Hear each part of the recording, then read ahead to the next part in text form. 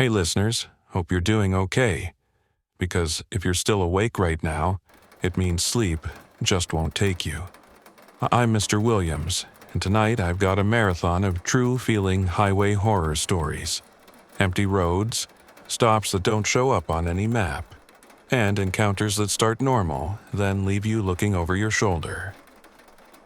But before we begin, I need to ask you a big favor. Comment where you're listening from and what time it is there. I love reading you and knowing who's out there with me in the dark. Now, get comfortable. Breathe slowly, turn the volume down a bit. Because when the road goes quiet, that's when the real fear starts. The voice at the gas station. Hello, Mr. Williams. My name is Roberto, and I've been driving long-haul trucks across Mexico for 17 years.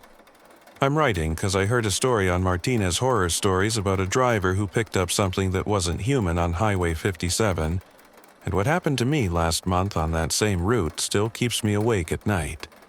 Turn off the lights and get ready to hear my story.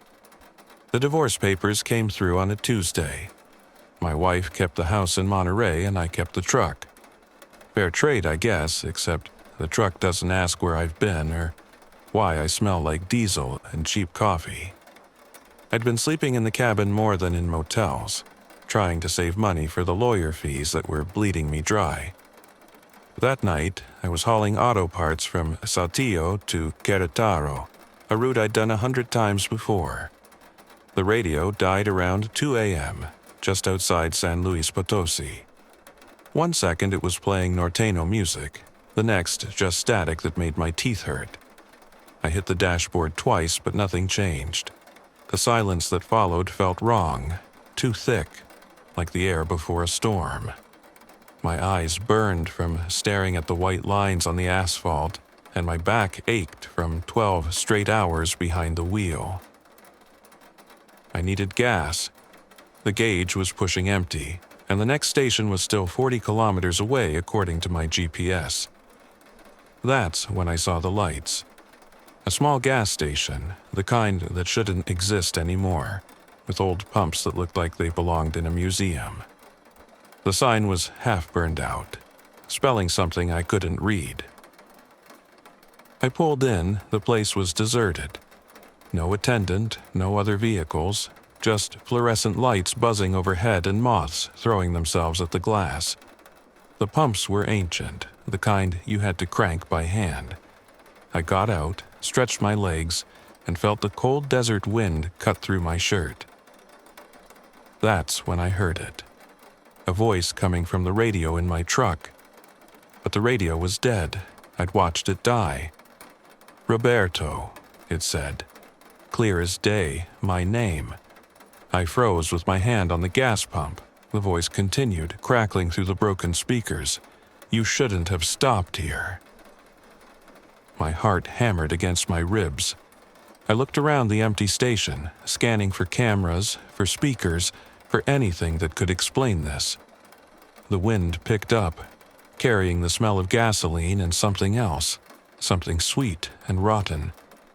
Who's there? I called out, hating how my voice shook. The radio went silent. Then, after 10 seconds that felt like 10 minutes, it spoke again. Check your cargo. I'd loaded the truck myself back in Saltillo. Auto parts, sealed in wooden crates, manifested and logged. But something made me walk to the back of the trailer. Something made me unlock the doors. The crates were open, all of them. Empty. I stumbled backward, my boot catching on the asphalt. I'd locked those crates. I'd watched them being loaded. The customer had signed off on everything. But now, in this impossible gas station on this empty highway, they were empty. The radio crackled again. You've been carrying us for 3 hours, Roberto. We appreciate the ride. I ran. I don't remember getting back in the cabin. Don't remember starting the engine, but suddenly I was back on Highway 57, pushing 90 kilometers per hour, the station disappearing in my mirrors like it had never existed. I drove straight through to Querétaro. When I arrived at the depot, the supervisor was furious. The crates were full. Every single one. sealed tight with the original factory tape. He checked the manifest, checked the seals, checked everything. Nothing was wrong. Nothing had ever been wrong. But I know what I saw. I know what I heard. I still drive that route because I need the money, because the divorce left me with nothing else. But I don't stop at night anymore. I fill up before sunset and I don't stop until sunrise, no matter how bad I need to rest. And I never ever turn on the radio after midnight. If you drive the long routes, if you haul cargo across the desert highways, take my advice. If you see a gas station that doesn't look right, that feels wrong, keep driving. Some places aren't meant for the living and some voices shouldn't know your name. And now, another story from the dark streets of Mexico City. The woman in the back seat. Good evening, community. My name is Carlos, and I've been driving a taxi in Mexico City for 8 years. I started listening to Martinez horror stories during my night shifts, and after hearing so many drivers share their experiences, I knew I had to tell you what happened to me 3 weeks ago. I hope I don't interrupt your sleep, but I need to share this. My daughter needs surgery. Spinal surgery that our public health system keeps postponing, month after month, while she gets worse. The private hospitals want 200,000 pesos up front. I don't have 200,000 pesos. I barely have enough to keep the taxi running and food on the table. So, I work the night shift, the dangerous shift, the shift where you pick up people you shouldn't pick up and go to places you shouldn't go. It was a Thursday, around 3 a.m. I'd been driving for 11 hours straight, my eyes stinging from the streetlights and exhaust fumes. The dispatcher sent me to Doctores, a neighborhood where most drivers won't go after dark.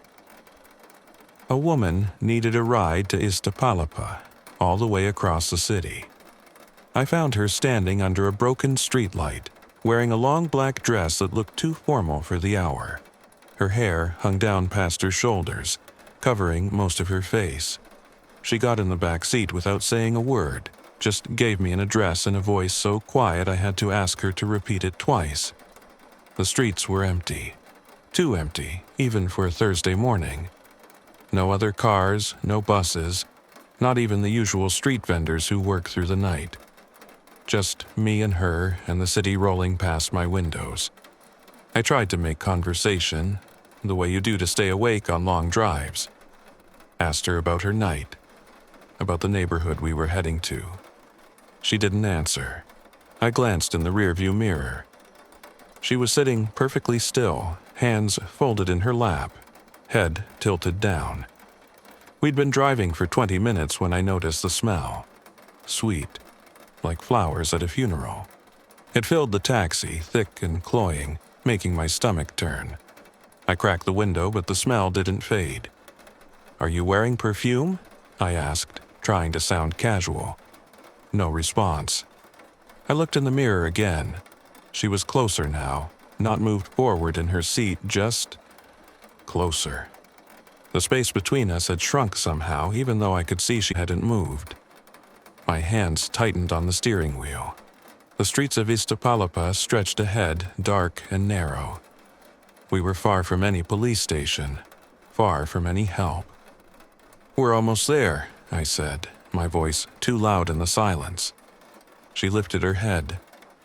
Not all the way, just enough that I could see her face in the mirror. Her eyes were open wide, too wide, and they weren't looking at the road ahead. They were looking at me. "You have a daughter," she said. Ice ran through my veins. I'd never mentioned my daughter, never said anything about my family. "She's very sick," the woman continued. "You're afraid she'll die." "Who are you?" I managed to get out. "I can help you," she whispered. "I know people. People who can get the money you need. All you have to do is stop the car." I should have stopped, should have pulled over and kicked her out. But something in her voice, some terrible promise, made me keep driving. My daughter's face flashed through my mind. Her crying in pain, the doctors shaking their heads, my wife's desperate eyes. "What people?" I asked. Stop the car and I'll show you." We'd reached the address, a dark street lined with closed shops, metal shutters pulled down, no lights anywhere. I put the taxi in park but kept the engine running. "The fare is 280 pesos, I said. She opened the door. The interior light didn't come on. She stepped out into the darkness, and for just a second I saw her clearly. Her dress wasn't black. It was covered in stains, dark and dried. Her bare feet were dirty, torn, like she'd been walking for miles. "Come with me," she said, extending a hand toward my window. "I'll take you to them. They'll give you everything you need." I looked at her hand. The nails were broken, the fingers bent at wrong angles. "My daughter," I heard myself say. "Can they really help her?" She smiled. I wish I could forget that smile. I hit the gas. The taxi lurched forward, tires squealing on the wet pavement. I didn't look back, didn't check the mirror, just drove. I drove until I reached a 24-hour OXXO store with lights and people and normal life. When I finally stopped and checked the back seat, there was no one there. But the smell remained. And on the seat where she'd been sitting, there was a business card. No name, no company, just a phone number written in something that looked like dried blood. I threw it away. I had to throw it away. My daughter is still sick. We're still waiting for the surgery. Some nights, when I'm driving alone through the dark streets, I wonder if I made the right choice. Some nights, I hear that voice in my back seat asking if I've changed my mind. I don't pick up passengers and doctores anymore. I don't care what the dispatcher says. And if you drive a taxi, if you work the night shift, remember this. Not every passenger wants to go somewhere. Some of them want to take you somewhere instead. And once you go with them, you never come back the same. Listen to this experience from a street vendor in Guadalajara. The market after midnight.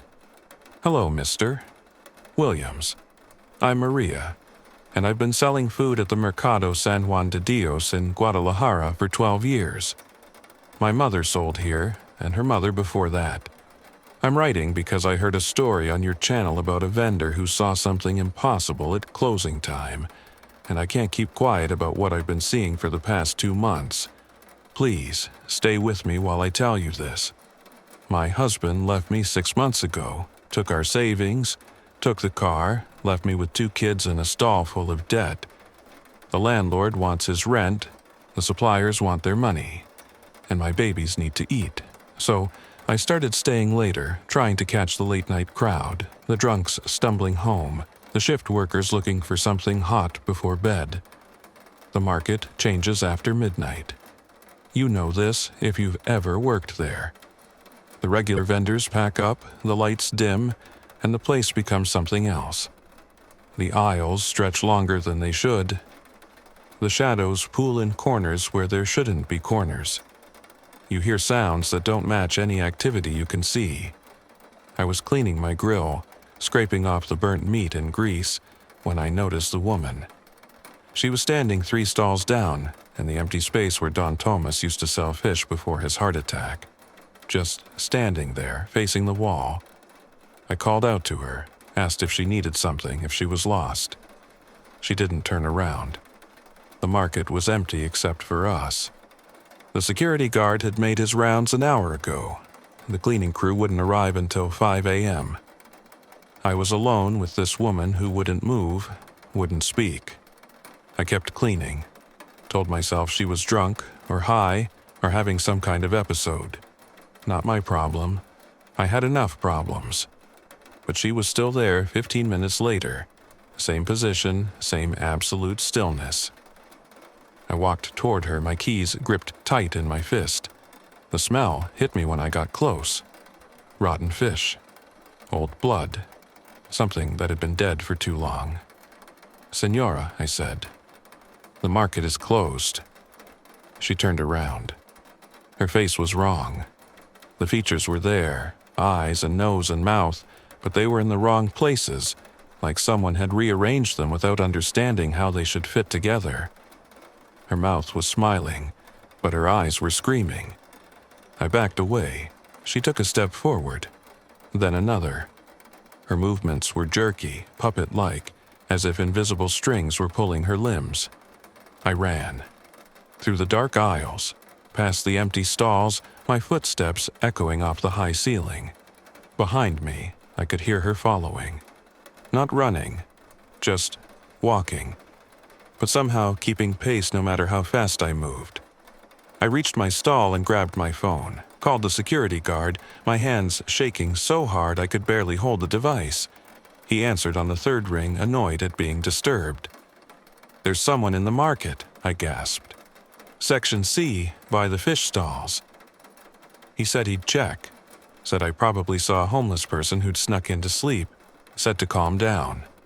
I waited in my stall, door locked, lights on, watched the dark aisles for any sign of movement. The security guard arrived 10 minutes later, flashlight in hand, face skeptical. "Where?" he asked. I pointed to where I'd seen her. He walked over, shining his light into every corner. Nothing, no one. "You're working too late," he told me. "Go home, get some sleep." But I'd seen her. I knew I'd seen her. The next night, she was back. Same spot, same position. I didn't approach her this time, just packed up early and left. She's there every night now, always after midnight, always in the fish section. Sometimes she's facing the wall. Sometimes she's facing me. And each night she's a little closer to my stall. Last week I found something in my grill. A piece of paper, folded small and tight. I don't know how it got there. I clean that grill every night, inspect every surface. But there it was. I unfolded it. 3 words, written in handwriting that looked like a child's. "Join us soon." I'm looking for another job. Trying to find something, anything that will pay enough to feed my kids and keep a roof over our heads. But jobs are scarce, and I'm not young anymore. And I don't have the right education or connections. So I'm still at the market, still working after midnight, still seeing her, getting closer, always closer. Tonight, she was 2 stalls away. Tomorrow, maybe 1. If you work late nights, if you're alone in empty buildings, take my warning. There are things that wait in the dark, patient and hungry. They know when you're desperate. They know when you have nowhere else to go. And once they mark you, once they start following, I don't think they ever stop. I don't know what she wants. I don't know what will happen when she finally reaches my stall. I just know that I can't stop working, can't stop coming back, because my children need to eat and the bills need to be paid. Some traps you walk into with your eyes open. Some prisons have no walls. Now, hear from a bus driver on the dangerous routes. The passenger who never got off. "Good evening, everyone. My name is Javier, and I drive the night bus route from Culiacan to Mazatlan. It's a dangerous job.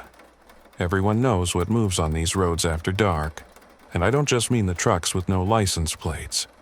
I'm writing because another driver on Martinez Horror Stories talked about picking up someone who shouldn't have been there, and I need to tell someone what I've been living with for the past month. Get comfortable and listen to what happened to me. I started drinking after my son disappeared. Not missing, not lost. Disappeared. He went out one night to buy cigarettes 3 blocks from our house and never came back. No body, no ransom, no answers. Just gone, like thousands of others in Sinaloa. The police shrugged. "These things happen," they said. "We'll call if we find anything." They never called. The bottle helped at first. Helped me sleep. Helped me not think about what might have happened to him. But it also cost me my day shift. The company moved me to nights, warned me one more incident, and I was done.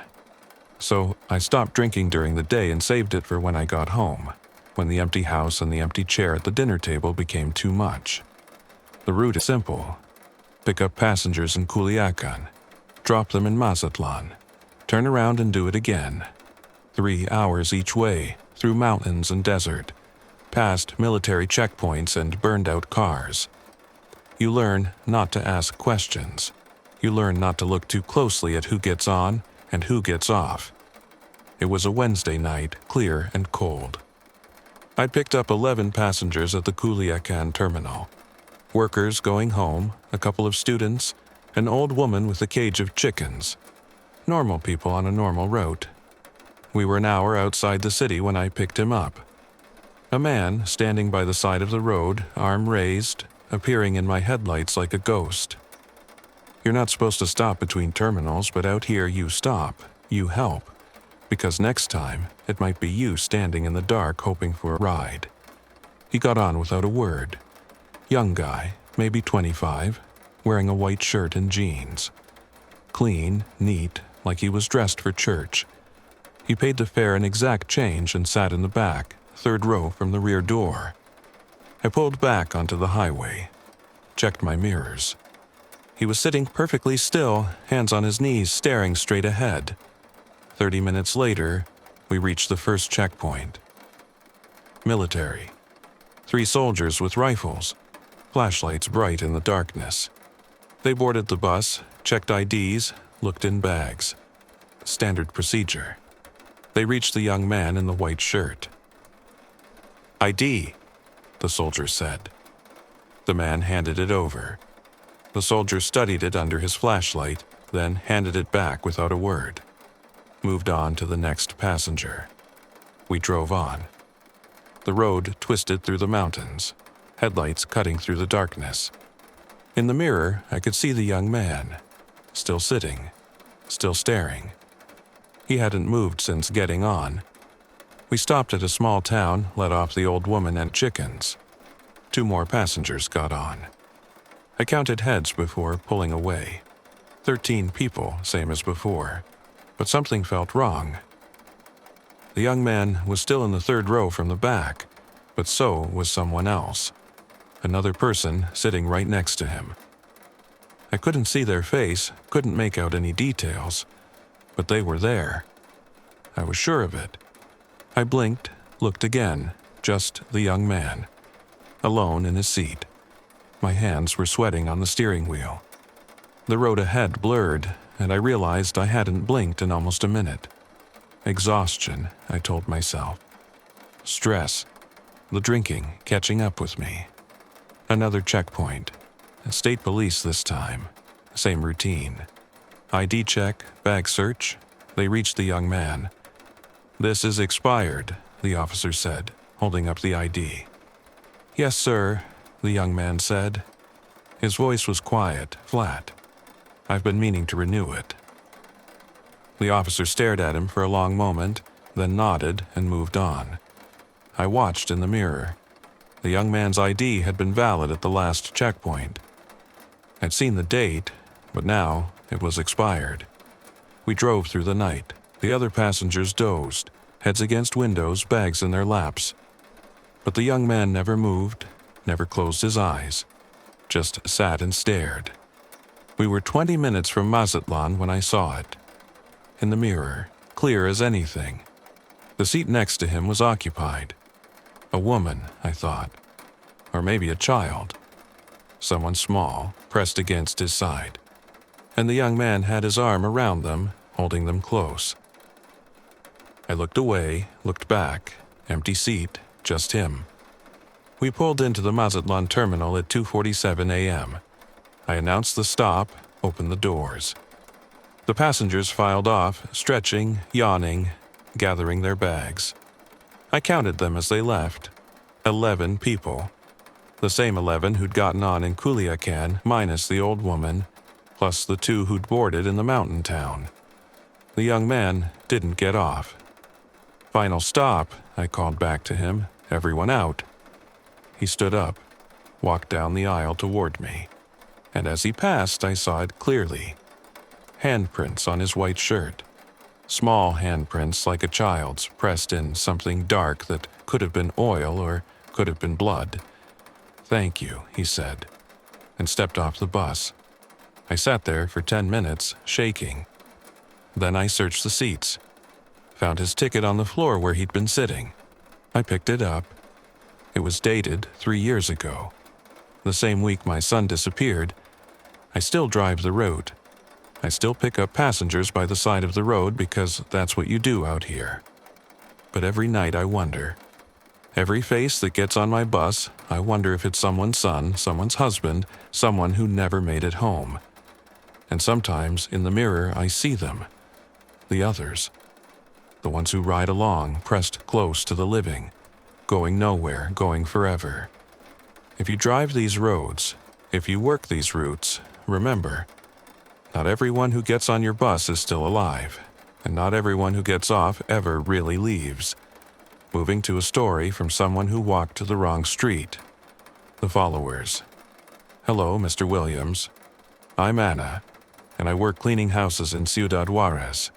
I've been listening to Martinez horror stories for months, and I heard a story about a woman being followed home. What happened to me last month is different, but it's connected somehow. I can feel it. Turn off the lights and listen. I'm not from Juarez. I crossed the border from Guatemala 2 years ago. Paid a coyote everything I had saved, walked through the desert for 4 days with 20 other people. Half of us made it. I don't talk about the half that didn't. I work cash only. No papers, no contracts, just word of mouth in the community.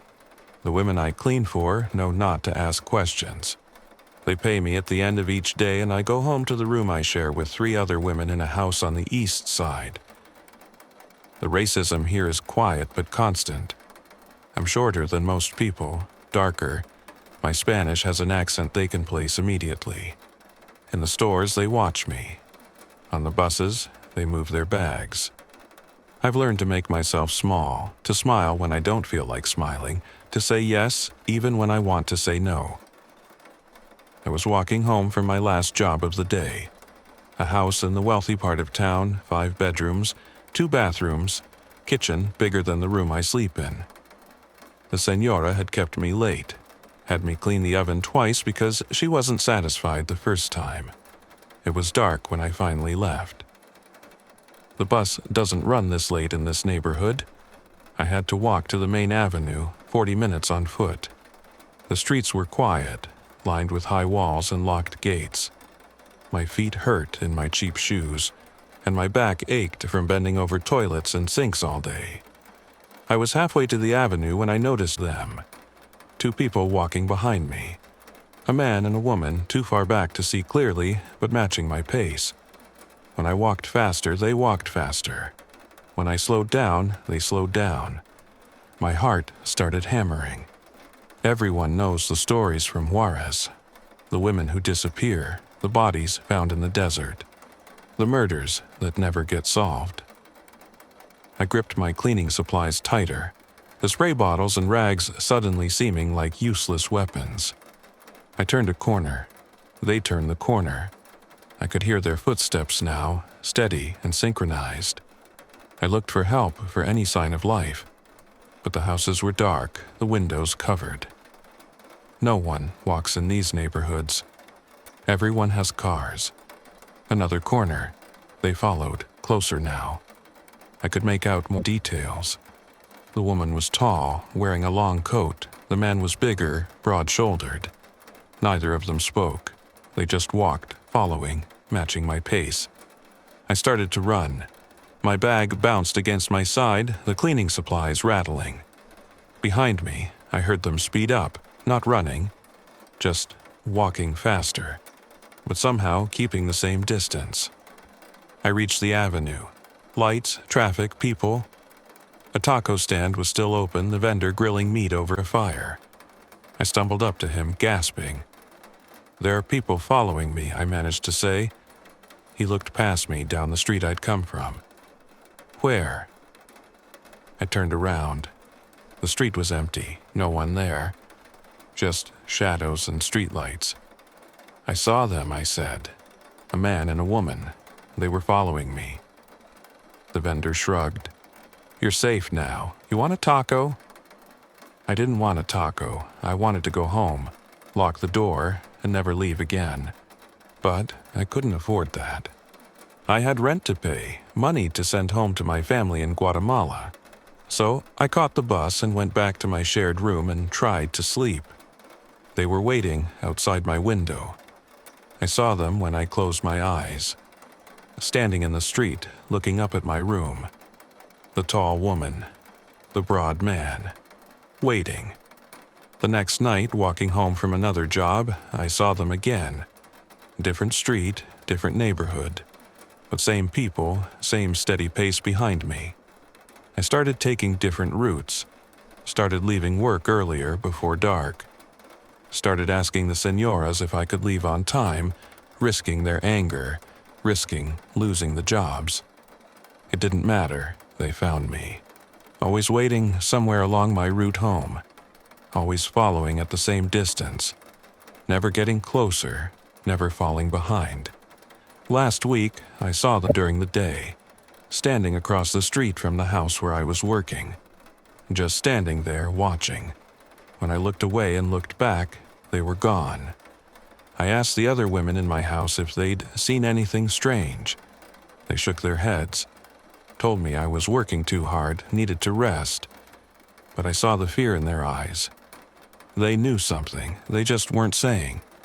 I can't go to the police. I have no papers, no right to be here. If they ask for my documents, they'll send me back. And back there's nothing. Just the poverty and violence I ran from.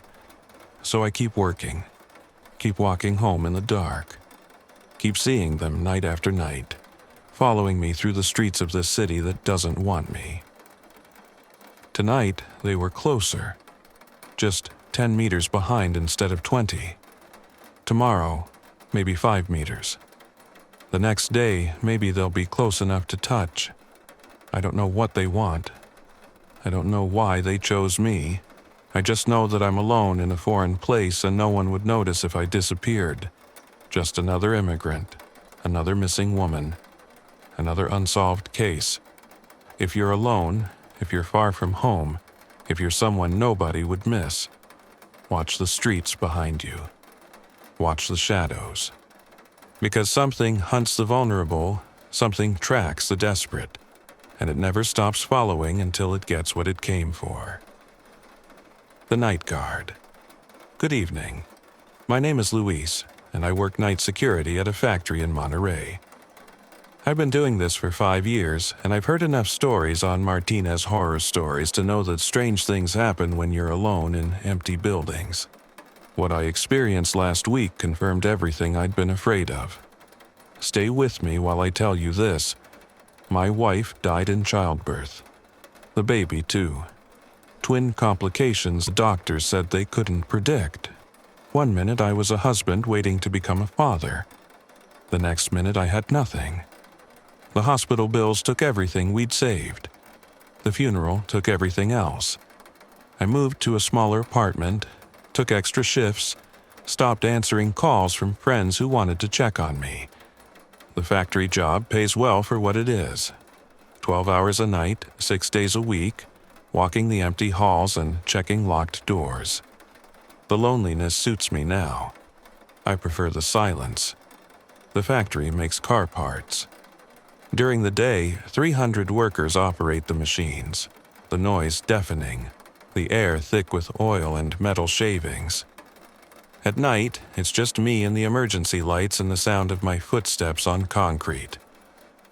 I was doing my rounds on the production floor, checking the machines, making sure everything was locked down. The depression had gotten worse lately. Some mornings, I couldn't get out of bed, couldn't see the point in continuing. The factory was starting to feel like a tomb, and I was the only body left in it.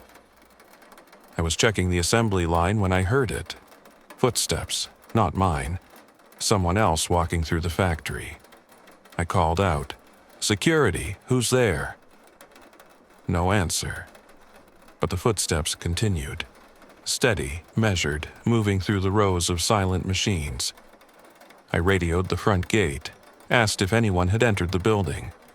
The guard there said no. Place was locked tight. Just me inside. But I could still hear them.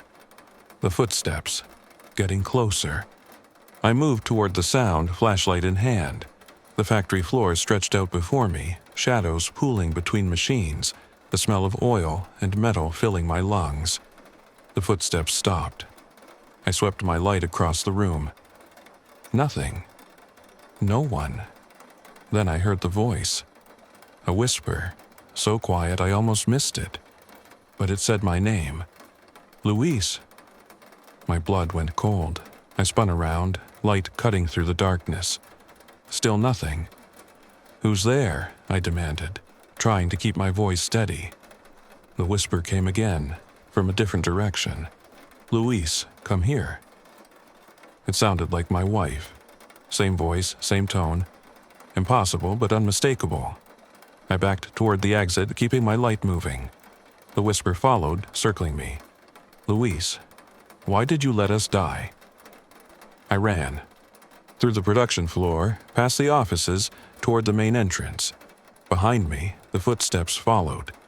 Not running, just walking, but keeping pace.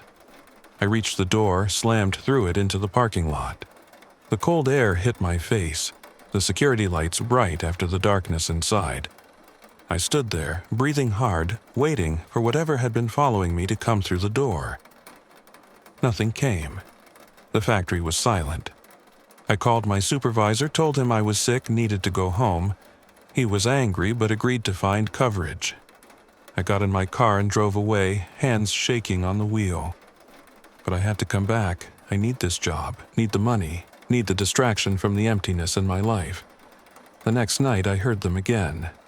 The footsteps, the voice. Always my wife. Always asking why I let them die, why I wasn't there, why I couldn't save them. I started bringing a radio, playing music loud to drown out the sounds. But I could still hear the whispers underneath. Started taking my breaks outside in the cold just to get away from whatever was in there. Last night was the worst. I was in the break room trying to eat when I felt something touch my shoulder. I turned around, no one there. But I could feel the weight, the pressure, like invisible fingers pressing down. "You should have been there," the voice whispered. "We needed you." I jumped up, knocking over my chair. The lights flickered. In the darkness between flickers, I saw her. My wife, standing in the doorway, wearing the hospital gown she died in. Her face was pale, her eyes dark. Then the lights came back on. Empty doorway. Just me and my fear. I don't know if I'm losing my mind or if something in this factory is feeding on my grief. The doctor would say it's depression, hallucinations brought on by trauma, but I've heard enough stories to know that guilt can open doors, that pain can attract things, that some presences feed on suffering. I'm looking for another job, but jobs are hard to find, and I'm not qualified for much else. So I keep going back, keep walking those empty halls, keep hearing her voice in the darkness. If you work alone at night, if you're carrying grief or guilt, be careful. There are things that can sense your pain, things that will use it against you, and once they start, I don't think they ever stop. The hand that paid in salt. Hello, Senor Williams, and hello to the whole Martinez Historias de Horror community. My name is Rafael. I sell tacos and coffee at a night stall near Mercado de la Merced in Mexico City, and I'm writing because I heard a story on your channel that felt too close to mine. I kept quiet for months. I can't keep quiet anymore. Turn off the light and listen, because what happened to me started with the most normal thing in the world, making food for strangers. I work nights because nights pay. That is the truth. In the day you fight for a spot, fight for customers, fight with heat. At night, people come hungry and tired. Drivers, guards, late workers, couples that don't want to be seen. You learn faces. You learn footsteps. You learn the small habits that warn you when trouble is close. That week I was not sleeping. I had debt. My wife had left with our boy to stay with her sister in Iztapalapa. Tired of the stress, tired of my phone ringing, tired of men asking for money I did not have. I told her I would fix it. I told her that like a liar tells himself he is honest. My stall is simple. A steel cart, a tarp, a plastic table with a cracked corner. The smell of burnt oil in the air from other stands, the smell of sweat from the crowd, the sharp smell of bleach from a nearby butcher who always washed the floor too late. My hands were always greasy. My shirt always smelled of smoke. At 2 in the morning, coffee turned sour in the pot. I still poured it. People still drank it. The first sign was small. A man came 2 nights in a row, same time, same seat back to the wall. He wore a clean jacket, too clean for the street. He never ate. He only watched my hands when I chopped meat. I asked, "You want something, boss?" He smiled without warmth and looked past me, toward the dark lane behind the market. On the 3rd night, a pair of younger guys arrived. They were not customers. They stood close, blocking my view of the street, and one of them spoke low. "You know how this goes," he said. "You pay for peace." I had heard it before. Everyone has. Markets have rules that are not written. I swallowed, tasted old coffee in my mouth, and nodded. I did not argue. I did not ask for time. I just asked, "How much?" He told me an amount that made my stomach turn. I said I couldn't. He leaned closer, and I smelled mint gum on his breath, sharp and clean, like he had money for small things I did not. He tapped my cart with 2 fingers, not hard, but it sounded loud in my head. "Tomorrow," he said, "same hour." When they left, my hands shook. I dropped the knife. It hit the metal and rang like a bell. People looked. I forced a smile. I kept serving tacos like a machine. Near 3, when the crowd thinned, she arrived.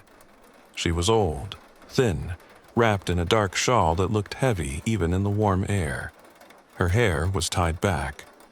Her eyes were open wide, too clear. She carried a plastic bag that hung like a dead weight from her wrist. She did not greet me. She pointed at the coffee. I poured. The cup trembled in my hand. She set 2 coins on the counter. They were wet. I said, "Do you want sugar?" She shook her head once. When she lifted the cup, her hands were dry, yet the coins were still wet, and the smell that rose from them was not water. It was sea salt, strong, like a wet pier. She drank slow, never blinking. Then she reached into the plastic bag and placed something on my counter. A small pouch, cloth tied with string. "Keep," she said. That was the only word she spoke. It was not a story, it was not advice, it was a command, flat and simple. I should have thrown it away. I did not. I was tired. I was scared. I had debt. I took anything that looked like help. After she left, I untied it under my cart light. Inside was salt, coarse and gray, mixed with something that looked like crushed leaves. The next day, my wife called. She said our boy had a fever. She said the clinic wanted money. Her voice was tight, angry, and afraid at the same time. I promised I would send something. I looked at my empty wallet and felt shame burn behind my eyes. That night, the 2 guys returned for the money. I had only part of it. They laughed, not loud, just enough to make my skin crawl. The clean jacket man sat again, back to the wall, watching. I tried to speak, to beg, my throat closed. The younger guy reached toward my pocket. I pulled back, and my elbow knocked over the pouch of salt I had kept under the cart. It spilled onto the ground in a pale line. The guy froze. He stared at the salt like it was a snake. His smile died. He looked at his friend and both stepped back without a word. The clean jacket man shifted in his seat, eyes narrow now, like he was reading something on my face. The younger guy cleared his throat and said, "We'll come back." He said it fast. He did not touch me. They left. I stood there, breathing hard, shocked by my own luck. I swept the salt into a dustpan with shaking hands. I felt stupid for believing in it. I also felt relief so strong it made me dizzy. After that, the street changed for me. Every night I saw the same old woman at a distance. Never close. Always at the edge of my vision, near a wall, near a closed gate, near a puddle that held city lights. When I turned my head, she was not there. Then other things started. My radio, an old one with a cracked knob, would click on by itself with no station, only soft noise, like someone whispering through cloth. I would slap it off. It would click on again later. My coffee pot would cool too fast, even with flame under it. The steam would stop and the smell would turn flat. People complained. They said it tasted like salt. One night, I found handprints on my cart. Not grease, not ketchup. Dry white marks, like someone had pressed dusty palms against the steel. They were small, child-sized. I wiped them with a rag. They came back the next night, higher up, closer to where I set the cups. I stopped sleeping. I started seeing my boy's face in every child on the street. I started hearing my wife's voice in the hiss of the grill. Guilt makes the city sound alive. A week later, the two guys returned again. Only one of them came up. The other stayed behind him in the dark. The first one tried to grin. It looked forced now. "You're behind," he said. I didn't speak. I just held the pouch of salt under the counter, fingers tight around it. His eyes flicked down. He swallowed. From the dark behind him, the other guy raised a hand and gave a small signal to leave. They left without collecting. After they were gone, the clean jacket man stood and walked past my stall. For the first time, he came close enough for me to smell him. Cologne, expensive, mixed with something like wet stone. He did not look at me. He looked at the salt line on the ground near my cartwheel. He smiled again, that same empty smile, and walked away. That night, I closed early. I took the pouch and went home with it in my pocket. My apartment smelled of old cooking oil and damp walls. I set the pouch on my kitchen table and stared at it. Then I heard something in the hallway outside my door. Soft scraping, like cloth dragging. I held my breath. The scraping stopped right at my door. No knock, no voice. Only a faint smell of sea salt, strong enough to make my mouth water. I did not open. I stood there until my legs hurt. When I finally moved, I saw the thin line of white powder under the door, as if someone had poured salt on the other side and pushed it in. I left the city 2 days later to stay with my wife's sister to be close to my boy. I never went back to that stall. I told the owner I quit. But last week, my wife washed my jacket, the one I used at night, and she asked me why the pocket smelled like the sea. I didn't answer. My advice is simple. Don't take gifts from strangers when you are desperate. Some help comes with a price you don't see. And if you ever smell sea salt where there is no sea, don't stand still. Just leave. And now, another message. This one from the border, where the streets feel wide but the night feels close. The passenger who never blinked. Hello, Senor Williams, and greetings to everyone at Martinez Historias de Horror. My name is Claudia. I drive a taxi in Ciudad Juarez, and I'm writing because I heard people on your channel talk about passengers that change you. I thought I was too hard for that. I was wrong. Turn off the light and stay with me. I started driving nights after my divorce. Daytime was too full of memories. At night, the city turns into headlights and long shadows under street lamps. You learn the routes that keep you alive. You learn when to pass a checkpoint and when to turn around and lose money. I had debt, court fees, rent, and a brother who kept asking for help from a place I didn't want to name on the phone. That night was cold, the kind of cold that makes your nose sting when you breathe. My car smelled of cheap air freshener, old fries, and the faint rubber scent of the floor mats warming under the heater. Around 1, I got a pickup near Avenida Tecnologico. The app only showed a PIN, no name. That happens. I hesitated. I shouldn't have. He was waiting under a broken streetlight. A man in a dark hoodie. His hands were in his pockets. He opened the back door and sat behind me, not on the passenger side like most men, but straight behind my seat. The car dipped with his weight. He shut the door soft, careful. "Where to?" I asked. He gave an address in Anapra, near the edge where the streets fade into sand and fences. His voice was low, not rough, too calm. I started driving. My eyes kept catching the rearview mirror. He was there, head slightly forward, watching my face. He did not blink. I told myself it was nerves. I told myself I was tired. Juarez at night has its own sounds, distant music, dogs barking, engines that rev too hard, a siren far away that never gets close. Inside my car it was mostly the heater fan and my own breathing. At a red light, he leaned forward, and I smelled something from him. Not sweat, not smoke, a smell like wet earth after rain, but there had been no rain for days. My mouth went dry. I said, "The road to Anapra has some construction, might take longer." He said nothing. I tried again. "You live out there?" No answer.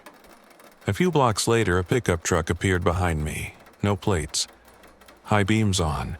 It stayed close, too close. My hands tightened on the wheel. I made a turn I didn't need to make, just a test. The pickup turned too. My stomach sank. I kept my voice calm.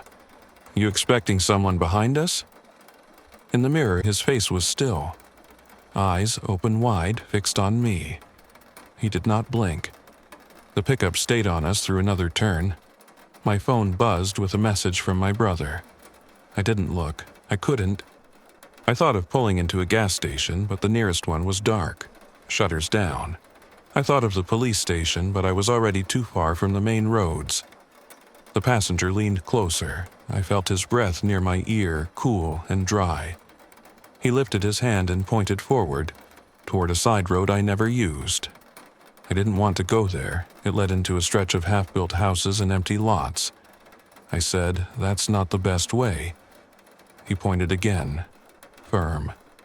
The pickup behind us revved. My heart hit my ribs hard. I turned onto the side road.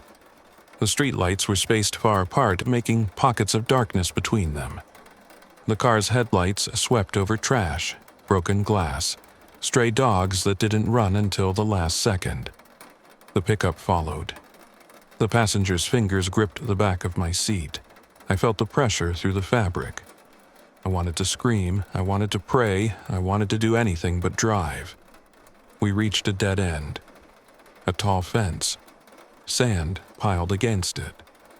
Wind pushing grit across the road like thin smoke. I braked hard. The pickup stopped behind us. For a second, everything was still. The heater fan, my breath, the engine tick. Then the pickup's doors opened. Two men stepped out. I could not see faces, only shapes under hoodies, hands down by their sides. They walked toward my car slow, like they had all the time in the world. I started shaking so hard my teeth clicked. I whispered, "Please."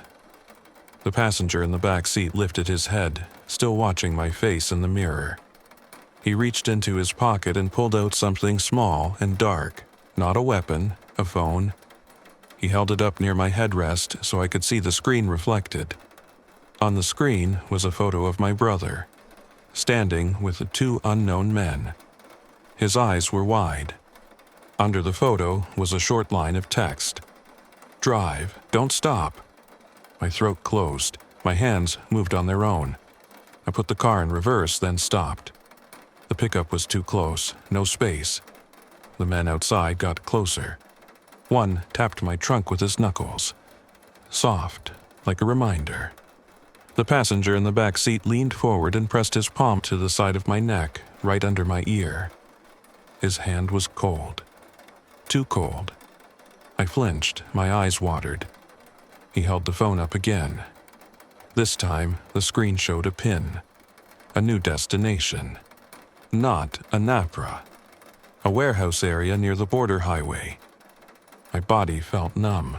My mind felt far away. I nodded once. The passenger took his hand off my neck and leaned back. Outside, the two men stepped away and returned to the pickup. The pickup pulled forward, past me, and turned around, taking the lead. I followed. We drove for what felt like hours, but it was only minutes. I watched the pickup's taillights like they were the only thing keeping me from falling off the world. The passenger never spoke. He never blinked. At one point, I looked again at the rearview mirror and saw something on his hoodie. Wet spots, like he had walked through water. Drops on the seat. But when I glanced down, the seat was dry. We reached the warehouse area. Empty lots, metal fences, dogs barking behind corrugated walls. The pickup turned into a wide driveway and stopped. I stopped behind it. The passenger opened my back door and stepped out. Cold air rushed in. He stood by my door, close enough for me to see his face under the streetlight. His skin looked normal. His eyes looked normal. But he still did not blink. He lifted his hand and placed something on my roof. A folded bill, not much, just enough to make it insulting. Then he walked toward the pickup, got in the back seat, and the truck drove off into the dark. I sat there frozen, hands on the wheel, staring at the empty road. My phone buzzed again. This time, it was my brother calling. I answered with shaking fingers. He whispered, "Don't come looking. Don't call again, just drive." The line went dead. I drove home. I did not cry until I reached my building. I locked my car and went upstairs, and I stood in my kitchen with the lights on, breathing hard, listening for footsteps in the hallway. Since that night, I refuse rides without names. I refuse rides to the edges. I keep my doors locked at red lights. And sometimes when I check my rearview mirror, I see my own eyes wide, and I notice I'm not blinking. My advice, if a ride feels wrong, lose the money. Money is cheaper than fear that follows you home. And now, let's move to the road, to the kind of bus route where the mountains keep secrets and the passengers keep quiet. The seat that stayed warm. Hello, Senor Williams. And hello to the audience of Martinez Historias de Horror. My name is Mario. I drive a passenger bus from Oaxaca City to Puerto Escondido. And I'm writing because I heard a story on your channel about a road that changes at night. I know that road. Turn off the light and hear mine. I've driven Highway 175 for years. Curves, fog, drops that make your stomach lift. The kind of road where one mistake ends your life and nobody finds the bus until morning. That week, I was stressed. My daughter was sick again. My wife blamed me, said I was never home. She was right. Work kept the lights on. Work paid for medicine. Work also stole sleep. My bus smelled of vinyl seats, diesel, and the lemon cleaner we used at the terminal. The steering wheel was worn smooth by thousands of hands. The radio crackled with local stations that came and went in the mountains. We left late, around 11. The terminal lights behind us made the wet pavement shine. It had rained earlier. The air was cold. I pulled my jacket tighter and focused on the road. Passengers slept, heads against windows. One old woman prayed under her breath. Two teens watched videos with low sound. At the first stop near Eastlawn, we picked up 3 more. One was a short man in a cap pulled low. He paid cash, no words, and chose a seat near the back. I watched him in the mirror. He sat too still. As we climbed into thicker fog, the bus got quiet. Even the engine sounded dull, trapped in white air. Then the first odd thing happened. A child's laugh. Soft. Quick. One burst, then silence. I tightened my grip on the wheel. There were no children on that bus. I knew my passengers. I count them. I count bodies like a habit. A bus driver learns that. I told myself it came from outside. A house on the hillside, a dog, anything. The radio popped, a burst of static that sounded like someone whispering in a small room. I turned it down. A few curves later, the same laugh came again, closer this time, behind me. I checked the mirror. The short man in the cap sat still. The old woman still prayed. The teens slept. My neck went stiff. At a pull-off near a small roadside shrine, I stopped to let a passenger use the bathroom. The fog pressed against the windows, making the world outside feel small. The passenger returned. I closed the door. As I pulled back onto the road, I saw movement near the shrine, low to the ground. Fast. A small figure ran across the edge of my headlights and vanished into the fog. My chest tightened. I did not stop. On that road, you don't stop for figures. Minutes later, the short man in the cap stood and walked toward the front. He did not ask permission. He did not greet. He leaned toward my ear and pointed at the next curve where the fog looked thicker than the rest. I said, "Sit down." He did not. He pointed again. His finger was dirty, nails black, like someone who works in soil. I felt anger spike, mixed with fear. "Sit," I said louder. He lowered his hand and returned to his seat without a word. I kept driving. My heartbeat was too loud in my head. Then the heater died. Cold air filled the cabin. Passengers shifted, woke up, complained. I tried the control. Nothing. The windows fogged from inside now, breath trapped in the bus. The bus smelled of damp clothes and old diesel. I could taste the cold. And then I noticed it. One seat near the back, on the left side, looked dry. Not fogged, not wet. The seat looked warm. No one sat there. I watched it in the mirror. The fabric had a faint dent, like someone small had been sitting there, bouncing legs. The dent stayed. My throat went dry. A passenger up front asked, "Driver, is everything okay?" I forced a normal voice. "Heater problem. We'll be fine." The road narrowed, the fog got thick, my headlights felt weak, swallowed by white. A curve came fast, too fast. At the edge of the light, I saw the same small figure again, running along the side of the road. Not in the lane. Right at the edge, close enough that one step would put it under my wheels. I hit the horn. A short blast. The figure stopped. For a second, I saw a child's face turn toward the bus. The face was pale, the eyes looked too open, the mouth was closed. No smile. Then it moved back into the fog. The bus swayed on the curve. Passengers gasped. Someone grabbed a seat. I kept us on the road by pure will. After that, the laughter stopped. The radio stayed silent. The warm seat remained warm. When we finally reached a clearer stretch near San Gabriel Mixtepec, the fog lifted in pieces. The world came back. Trees, road signs, distant lights. I exhaled a breath I didn't know I held. At the next scheduled stop, I pulled into a lit area with a small store. People got out to stretch. I stood, legs stiff, and walked to the back to check that seat. It was warm to the touch. The vinyl felt like someone had just stood up. On the seat were tiny wet footprints. Not muddy, not dusty, just wet, like the feet had stepped out of a river. They ended at the aisle. I followed them with my eyes. They stopped at the rear door. The rear door was still locked. I swallowed hard and looked up. In the back window, in the dark reflection, I saw a small shape behind me. I turned fast. Nothing.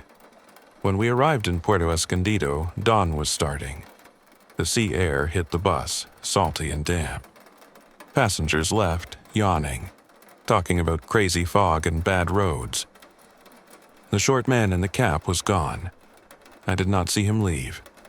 His seat was empty, and on the floor beneath it was a small coin, old and dull, like it had been buried. I left it there. Now, every time I drive that route at night, I avoid that curve near the shrine. I don't use the horn in fog. I keep the heater on high even when it makes me sweat. My advice, on mountain roads, don't trust what you see at the edge of your light. Keep both hands on the wheel and don't give the night a reason to notice you. And now we go north, to a long straight highway where fatigue makes your mind weak and the desert waits with patience. The dog that walked on two legs. Hello, Senor Williams, and greetings to everyone at Martinez Historias de Horror. My name is Ephraim. I drive a cargo truck on Federal Highway 57, and I'm writing because I heard a trucker story on your channel that made my hands sweat. Mine happened between Matahuala and Saltillo, on a night when I was already broken inside. Turn off the light and listen. I was hauling a refrigerated load, deadline tight, boss angry, the kind of job where you drive even when your eyes burn and your back aches. I was also dealing with my own mess. My marriage was done, papers not signed yet, but done. I had a son who stopped answering my calls. I had guilt from a wreck months earlier, a small car that cut in front of me and forced me to slam brakes. No one died, but the sound of metal and glass never left my head. That night the cab smelled of diesel, old coffee in a thermos, and the faint sour smell of my own sweat soaked into the seat. It was past 2. The road was empty enough to feel fake. Desert on both sides, dark and flat. A few distant lights from small towns. The sky clear, stars sharp. I kept the radio on, low, to stay awake. A talk show faded in and out. When the signal died, the speaker gave a soft hiss. My eyelids felt heavy. My jaw ached from clenching. That's when I saw the dog. It was on the shoulder, trotting in the same direction as my truck, head low, tail down, astray, normal. But it was too big, too lean. Its legs looked long, joints wrong. I passed it. In my mirror, it stayed in the same spot, still trotting, keeping pace. That made no sense. I looked again. It was closer now, almost under my trailer line, matching my speed. My truck was doing over 80. I told myself I was tired. I rubbed my eyes. I sipped coffee, bitter and cold. Minutes later, the dog appeared again, this time ahead of me on the shoulder. Same trot, same pace. My stomach tightened. I did not slow down. On that road, slowing down at night can get you robbed. Everyone knows that. Drivers talk about it at stops. Stories of fake wrecks, people waving for help, then men in the dark. I kept my speed. The dog moved closer to the lane. Not stepping in front, just near enough that my headlights hit it full. For a second I saw its face. The eyes were dark and fixed. The mouth closed. No panting, no tongue. Then it rose. Not jumping, not rearing to bark. It lifted its front legs and stood upright, slow and steady, like a person standing after sitting. I felt my blood drain. My hands went numb on the wheel. The figure stayed at the edge of the lane, tall now, thin, shaped wrong. The head still dog-like, but the body held itself straight. It turned toward my truck. It did not run at me. It did not speak. It only stood there as I passed, and I saw one thing in my side mirror that made my throat close. Its feet, what should have been paws, pressed into the sand and left prints that looked like bare human feet. My breath came fast. I looked forward and kept driving, heart pounding like it wanted out. Then my truck's dash lights flickered. The radio hiss grew louder. The cabin temperature dropped. The air felt dry and cold at the same time, like the desert pulled heat out of me. I told myself, keep going, don't stop, don't look. A few kilometers later, my phone lit up. No signal icon. No service out there. Yet the screen showed an incoming call. No name. Just a number. I didn't answer. It rang until it stopped. Then it rang again. I reached to silence it and my fingers shook so hard I missed the button twice. When I finally hit it, the call stopped. The radio clicked. A voice came through, low and broken by static. Not clear enough for words. Just a pattern. A cadence that felt like someone trying to form speech without using language. My skin crawled. I grabbed the mic and called on the truckers channel. Anyone out here near Matawala? A real voice answered after a second. A man, tired, annoyed. Yeah, what's up? Relief hit me so hard I almost cried. I said, You see anything strange on the shoulder? He paused. What kind of strange? I didn't want to say it. Saying it makes it real. I saw an animal, I said. He exhaled, a dry sound. Don't stop. Keep rolling. That stretch is bad. Bad how? People and other things. Just keep rolling. The line went silent. Then my headlights caught something ahead. A stopped car on the shoulder, hazard lights blinking. A man stood beside it, waving both arms high. Classic trap. I should have passed without thinking. But the man looked like a kid, thin, wearing a hoodie. My own guilt flared. The wreck memory. The idea that I could leave someone to suffer. I slowed a little, only a little, eyes sharp, scanning for a second vehicle. As I approached, the waving stopped. The man lowered his arms, and I saw his legs. They bent wrong, too far back. The stance not human. He stepped into the light. The head lifted. Dog face. Upright body. No voice. No bark. It raised one hand, one long thin hand, and touched the side of the stopped car. The hazard lights died. The car went dark. My truck surged forward again as I hit the gas hard, fear giving me strength. In the mirror, the upright thing did not chase. It turned its head toward my truck, slow, and stayed there by the dead car, still. I drove until dawn. I didn't stop for fuel. I didn't stop to pee. I drove with pain in my bladder and sweat down my back because stopping felt like dying. When I finally reached a busy checkpoint near Saltillo, with lights and real people, I pulled into a lot and sat shaking. A younger driver parked beside me. He looked at my face and said, You okay, boss? I lied. Yeah, just tired. He nodded like he knew better. A stretch does things to people. I didn't answer. Now, I avoid that route at night. I take longer roads. I lose money, I don't care. My advice, don't let guilt make your choices for you on the highway. If something wants you to stop, keep rolling. And now, before the next testimony, let's step into a place that feels safe because it has lights and rules. A bus terminal. Sometimes that is where fear waits. The bathroom stall with no door. Hello, Senor Williams, and hello to Martinez Historias de Horror. My name is Sergio. I work nights as a security guard at the Central de Autobuses de Monterrey, and I'm writing because people think a terminal is safe. Cameras, guards, lights, I believe that too. Turn off the light and listen. I took the job after getting fired from a factory. Stress ate me alive. My wife said I looked lost. I felt lost. Nights gave me a reason to stand up and move. The terminal at night smells like disinfectant, fried food cooling in closed stands, sweat from tired bodies, and damp concrete. The floor is always sticky no matter how much they clean. The speakers crackle with announcements that sound bored and distant. My routine was simple. Walk the halls, check doors, tell drunk people to sit down, watch the screens in the security room where the air smells of stale coffee and warm electronics.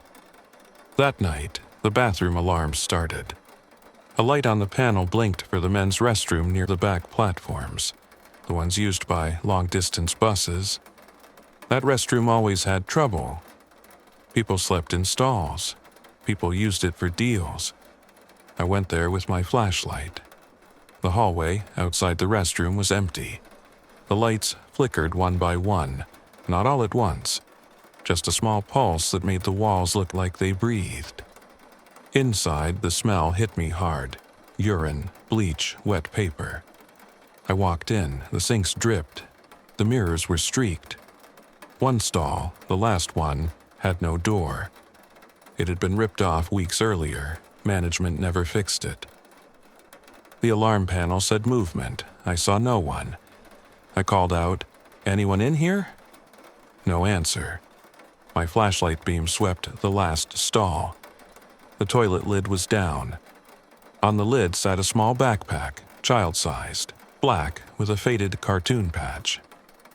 That made me tense. Kids get lost in terminals. Families sleep on benches. It happens.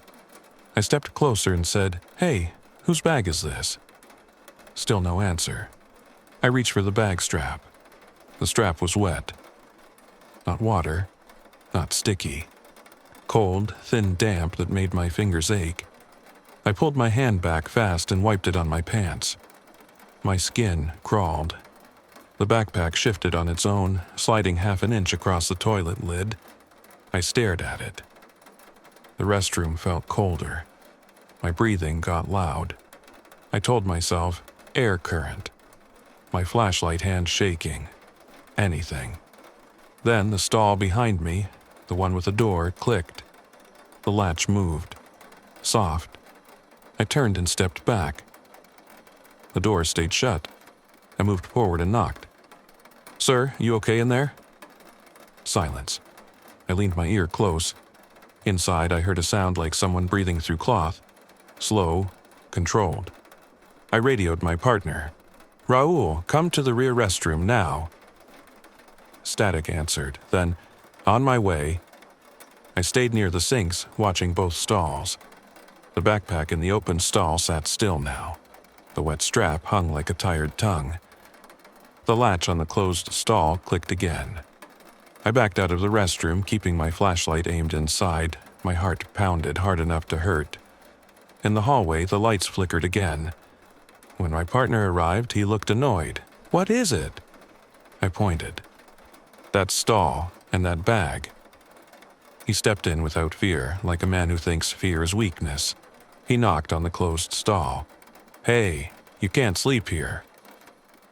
No response. He grabbed the latch and yanked. The door swung open. The stall was empty. No feet, no man, no bag. Nothing. Raul frowned. "You messing with me?" I shook my head. My mouth went dry. He stepped into the stall and looked up, checking the ceiling like someone could hide there. He stepped back out and shrugged. "False alarm, come on." As he turned away, my flashlight beam fell on the floor of the open stall with no door. The backpack was gone. The toilet lid was still down. But on the lid, in a thin film of damp, were 2 marks. Small handprints. 5 fingers each. Pressed flat. Raul didn't see. He was already walking out, bored. I stood frozen, staring at those prints until my eyes hurt. Later, back in the security room, I pulled up the camera feed for that restroom hallway. The video showed me entering alone. The hallway empty, no child, no one following. Then, at the moment I reached for the strap, the camera image broke into blocks for 2 seconds. When it returned, the hallway looked the same. But the timestamp had jumped forward by 1 minute. We told the supervisor. He laughed, said cameras fail all the time. I tried to forget. A week later, a woman came to the desk crying. She said her boy was missing. She said he had a black backpack with a cartoon patch. My stomach dropped. We searched. We called names. We checked platforms. We found nothing. That night, when I did my rounds, I avoided that restroom. But I still heard the latch click behind the wall, slow and patient, like someone practicing. My advice, in terminals, don't trust the lights and cameras. They don't see everything. Some places inside big buildings are empty for a reason. The room with the wet sheets. Hello, Senor Williams. And hello to the Martinez Historias de Horror listeners. My name is Letitia. I work the front desk at a roadside motel on Highway 15 outside Culiacan, and I'm writing because the night shift shows you what people hide. I wish that was all. Turn off the light and listen. I took the job after my mother died. I needed steady pay. I needed something that kept my mind busy. At night, the office smells of old carpet, instant noodles, and the strong cleaner we used on the counter. The air conditioner rattles. The TV plays low to keep me company. Most nights are the same. Couples, truckers, men who don't want their plates written down. We smile, we pretend, we do not ask. That night, a man arrived in a gray SUV. No plates on the front. The back was muddy. He paid cash, crisp bills, and did not look at my face. He asked for a room near the back. I gave him room 8. He walked away without taking the key from my hand. I had to step around the counter and place it in his palm. His skin felt dry and cold. An hour later, the power flickered. The neon sign outside buzzed. The office lights dimmed and came back. The phone rang. I answered, no voice, only breathing. Slow and close, like the caller was pressed against the receiver. "Hello?" I said. The line went dead. I told myself, prank, drunk, wrong number. Then the back door alarm beeped on my panel. Room 8's door had opened. I watched the camera feed. The hallway near room 8 was dark. The motel lights outside did not reach that far. In the camera, I saw the door swing open. No person came out. The door stayed open. I grabbed my flashlight and walked out, heart tight. The night air smelled of dust and faint gasoline. Crickets, loud in the dark. As I walked, my shoes stuck to the damp ground in places. The humidity was high. I reached room 8. The door was open a few inches. The chain was not latched. I knocked. "Sir, everything okay?" No answer. I pushed the door wider. The room smelled like wet sheets and something else, something like river mud. The bed was made, but the blanket looked damp in patches, dark spots spreading like spilled water. The bathroom light was on. I stepped in and saw the sink running, water streaming full. I shut it off fast. The mirror over the sink had streaks, as if wet hands had pressed against it and dragged down. I felt my throat tighten. I backed out and called out again, louder. "Sir?" No response. I didn't go deeper. I shut the door and locked it from outside with the master 2-key system, hands shaking. Back in the office, the phone rang again. I stared at it. It rang until it stopped. Then a knock came at the window. I jumped. A woman stood outside under the office light. Hair wet, clothes damp. She looked like she had walked out of a canal. Her face was calm, but her eyes were wide. She pointed behind her toward the back rooms. She did not speak. I opened the window a crack. "Ma'am, are you okay?" She lifted her hand and pressed her palm to the glass. Wet print. Then she stepped back into the dark. I did not follow. I locked the window. My chest hurt from breathing too fast. I called the owner. He didn't answer. I called the local police number. It rang and rang. On the camera feed, room 8's door opened again. The door swung wide. The hallway was empty. Then the camera glitched. The image froze. When it came back, the door was closed. I sat at the desk until dawn with my back against the wall, flashlight in my lap, eyes fixed on the screens. I could not blink. In the morning, the gray SUV was gone. Room 8's key was still in my drawer. I went with the cleaning lady to check the room. We opened it together. The bed was stripped. The sheets were piled on the floor, soaked. The bathroom sink was off. The mirror was clean now, but the floor near the bed was wet, and on the tile were footprints. Bare footprints. Small, leading to the bathroom. Then stopping. No trail out. The cleaning lady crossed herself and said, "No." She left. She quit that same day. I stayed. I needed the money. But I don't rent room 8 anymore. I tell people it's under repair. My advice, if a room smells wet when the air is dry, don't go in alone. Some guests don't check out. They just move. The cell that kept breathing. Hello, Senor Williams, and hello to everyone at Martinez Historias de Horror. My name is Ivan. I'm writing from a place I won't name on paper, but it is a state prison near Ciudad Juarez. I'm not proud of why I'm here. I'm writing because nights inside teach you what fear is. Turn off the light and listen. In prison, you live by sound. Chains, keys, boots on concrete. Shouts far down the corridor.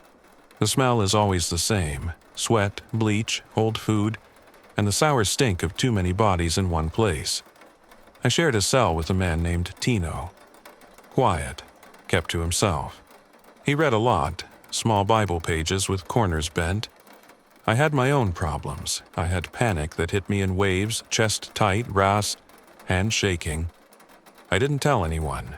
Inside, weakness is a target.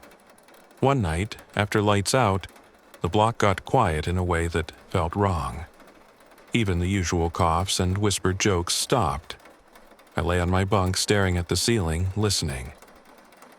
That's when I heard it. Breathing. Not mine, not Tino's. A third breath. Slow, deep, coming from the corner near the toilet. I sat up, heart hammering. Tino whispered, "Don't." I whispered back, "You hear that?" He did not answer. He held his Bible close to his chest like a shield, eyes wide in the dark. The breathing continued. Then the toilet water rippled, soft circles spreading. No one touched it. My skin crawled. I told myself it was pipes. Old building, night shift, anything. The breathing came closer, not louder, just closer, like the air in the cell was shrinking around it. I reached for my cup of water to drink, to do something normal. The cup tipped in my hand. Water spilled on my blanket. Cold water. But the blanket felt dry where it should have soaked. I froze. In the dim light from the hallway, I saw something on the cell wall near the toilet. A damp mark, long and thin, like someone had pressed a wet arm against the concrete. It moved, sliding up. Not fast. Slow. Tino squeezed his eyes shut. I forced my voice steady. "Who's there?" No answer, no words. Only breathing. Then, from outside the cell, footsteps stopped at our bars. A guard's voice said, "You two good?" I swallowed hard. "Yes." The guard laughed. "Keep it that way." His boots moved on. The breathing stopped. For 5 seconds there was silence. Then Tino started shaking. His bunk creaked. He whispered, "It comes when you talk." I wanted to ask more, but I didn't. I didn't want to give it attention. I lay back down, eyes open, waiting for morning. At some point, I fell asleep. I woke up to Tino sitting on the floor, back against the wall, eyes wide, staring at the toilet corner. He whispered, "Don't sleep." My throat went tight. What happened? He didn't answer. He just pointed. On the floor, near the corner, there was a wet patch shaped like a human back, like someone had been pressed there for hours. The wet patch had no smell, no urine, no bleach, only damp. And in the damp, faint lines, like fingerprints, dragged across the concrete. That morning, Tino asked to move cells. He didn't explain. They moved him. 2 nights later, my new cellmate arrived, a young guy, loud, trying to act tough. He joked about ghosts. He joked about fear. That night, after lights out, the block went quiet again. I heard breathing in the corner. The young guy laughed. "That's you, bro." The breathing stopped. Then his laugh stopped too. He sat up fast and stared at the corner. The toilet water rippled. He whispered, "What is that?" I didn't answer. I did not want to feed it. The next day, the young guy asked to move. He didn't joke anymore.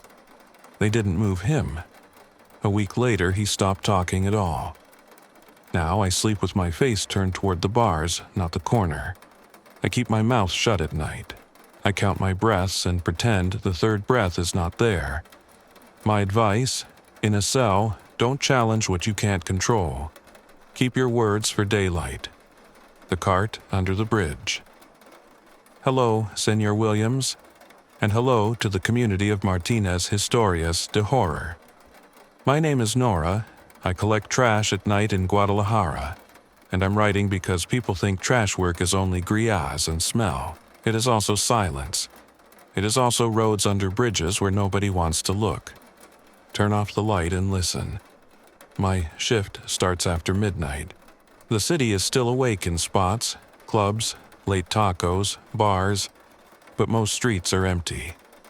My crew rides in the back of the truck, boots on metal, hands in gloves that always smell like garbage no matter how much you wash them.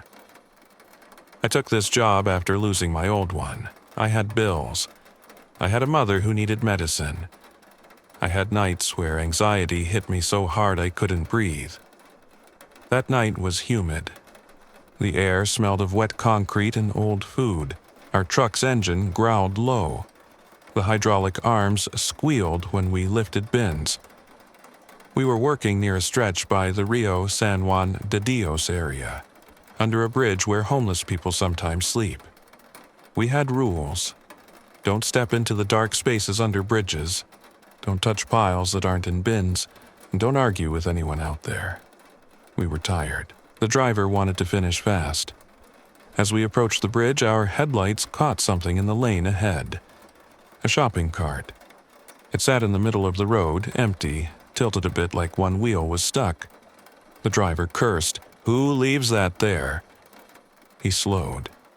I jumped down to move it. The road was damp, making my boots stick slightly. The air under the bridge smelled of stale water, urine, and smoke. I grabbed the cart handle. Cold meant wetto. The cart rolled easy at first. Then it resisted, like something heavy was inside, invisible weight pulling it back. My arms tensed. My gloves squeaked on the metal. "Come on," I muttered. Behind me, the truck idled, engine vibrating the ground. I pushed again. The cart moved an inch, then stopped. I looked down. In the bottom of the cart there was nothing. No trash. No bag. Only a wet patch shaped like a small body curled up. My stomach dropped. I stepped back fast. My coworker Ramon laughed from the truck. "What?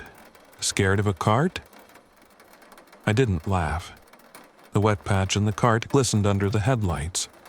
Then a drip fell from the cart's wire frame to the pavement. The drip was clear. It made a small circle. Then another drip. I looked up. Under the bridge, beyond the edge of our lights, I saw movement. Not a person walking. A shift in the dark, low and slow. Ramon jumped down, annoyed. He walked toward me. "Move it, we got work." I grabbed his arm. "Leave it, let's go round." He yanked free. "It's a cart." He reached for it. The moment his glove touched the handle, the truck's lights flickered. The engine coughed. The air felt heavy. Ramon's face changed. He stopped smiling. He stared into the dark under the bridge. He whispered, "No." I followed his gaze and saw a shape at the edge of the light. Not clear, not fully in view. A figure crouched low, head tilted, watching. No voice. No words. Only a soft sound, like wet cloth dragged across concrete. The cart rolled on its own half a meter toward the figure. Ramon stepped back. I backed toward the truck, heart hammering. The driver shouted, "Get in!" We jumped onto the truck. The driver slammed the gas. The truck moved, slow at first, like the road grabbed it. Then it broke free and we shot forward. In the side mirror, I saw the cart roll deeper under the bridge, back into the dark, pulled by something we couldn't see. For the rest of the route, none of us spoke. Even Ramon, who always talked, stayed silent. At the end of the shift, he lit a cigarette with shaking hands and said, "That cart was bait." I didn't answer. Now, when I see anything left in the road at night, a cart, a suitcase, a child's toy, I don't touch it. I don't step off the truck unless we have full light and more than one person. My advice: don't move things from the road under a bridge at night. Some objects are placed to pull you closer. And sometimes the city leaves traps that aren't made by people. The whispers at mile marker 237. Hello, Mr. Williams. My name is Ricardo Herrera, and I've been driving long-haul trucks for 17 years across the Mexican highways. I'm writing because I heard a story on Martinez Horror Stories about a driver who picked up something on Route 57, and what happened to me on Federal Highway 45 near Torreon still keeps me awake at night. Turn off the lights and settle in because I need to tell someone who might understand. It was 3 months after my daughter stopped talking to me. The divorce had gone through, my ex-wife got the house, and I was sleeping in the cab more nights than not because the rent on my apartment was 2 months overdue. The company kept piling on routes, and I couldn't say no. Not with the debt I was carrying. That night in October, I was hauling auto parts from Monterey to Chihuahua. The deadline was tight, so I pushed through the exhaustion, drinking gas station coffee that tasted like burnt rubber and cigarette ash. My eyes burned. The radio played norteño music full of static, and every few minutes I had to slap myself to stay focused on the white lines. Around 2 a.m, I passed mile marker 237. It's a stretch of highway with nothing around, just desert scrub and darkness that seems to swallow the headlights. I'd driven it dozens of times. But that night my CB radio crackled to life. "Ricardo," a voice said.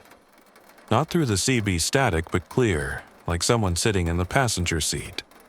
I jerked the wheel, the trailer swayed, my heart hammered against my ribs as I grabbed the CB receiver, but it was off. I'd turned it off hours ago because the chatter was keeping me from concentrating. I told myself I was hearing things. Too much coffee, not enough sleep. The mind plays tricks when you've been driving for 14 hours straight. I rolled down the window, let the cold air slap my face, and kept going. 10 minutes later, it happened again. "Ricardo, pull over." The voice was calm, patient. It came from everywhere and nowhere. From the vents, from behind my seat, from inside my own skull. I checked the mirrors. Empty highway behind me. Nothing beside me but darkness and fence posts. My hands were shaking on the wheel. The coffee in my gut turned sour. I thought about my daughter, about the last time I'd seen her.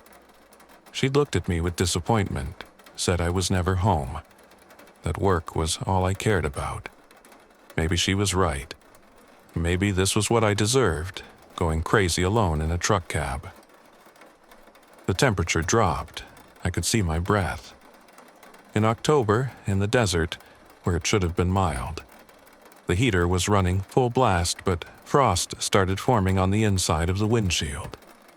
"You're not listening," the voice said. And this time it sounded closer. I said, "Pull over." I wanted to floor it. I wanted to drive until sunrise, until I hit a town with lights and people and noise. But my foot was already moving to the brake, not because I chose to, because something in my chest told me that if I didn't stop, something worse would happen. I pulled onto the shoulder near a kilometer marker, hazards blinking orange in the blackness. The engine idled. My breath came in short gasps. I sat there, hands still gripping the wheel, waiting for something to happen. Nothing did. 5 minutes passed, 10. The cold faded. The frost on the windshield melted in thin rivulets. I was about to convince myself I'd imagined everything when I saw movement in the side mirror. A figure was walking up from behind the trailer. Tall, thin, wearing what looked like a long coat or cloak. The way it moved wasn't right, too smooth, like it was gliding instead of walking. It came up alongside the cab, and I couldn't make myself look directly at it. Every instinct screamed at me to keep my eyes forward. The passenger door handle rattled. I'd locked it. I always locked both doors. But the handle kept rattling, metal on metal. And then I heard breathing on the other side of the window. slow, deliberate breaths that fogged the glass. "Let me in, Ricardo." My hand was on the gear shift. I dropped the truck into drive and punched the accelerator. The tires spun on gravel before catching asphalt. I didn't look back. I drove 20 kilometers over the speed limit until I reached a gas station outside Jimenez, where I sat in the fluorescent lights with my head in my hands, shaking. The attendant asked if I was okay. I told him I needed coffee. What I didn't tell him was that when I'd finally looked in the passenger mirror back on that empty stretch of highway, I'd seen someone sitting in the seat beside me for just a second. Long enough to see its face was wrong. Too many angles.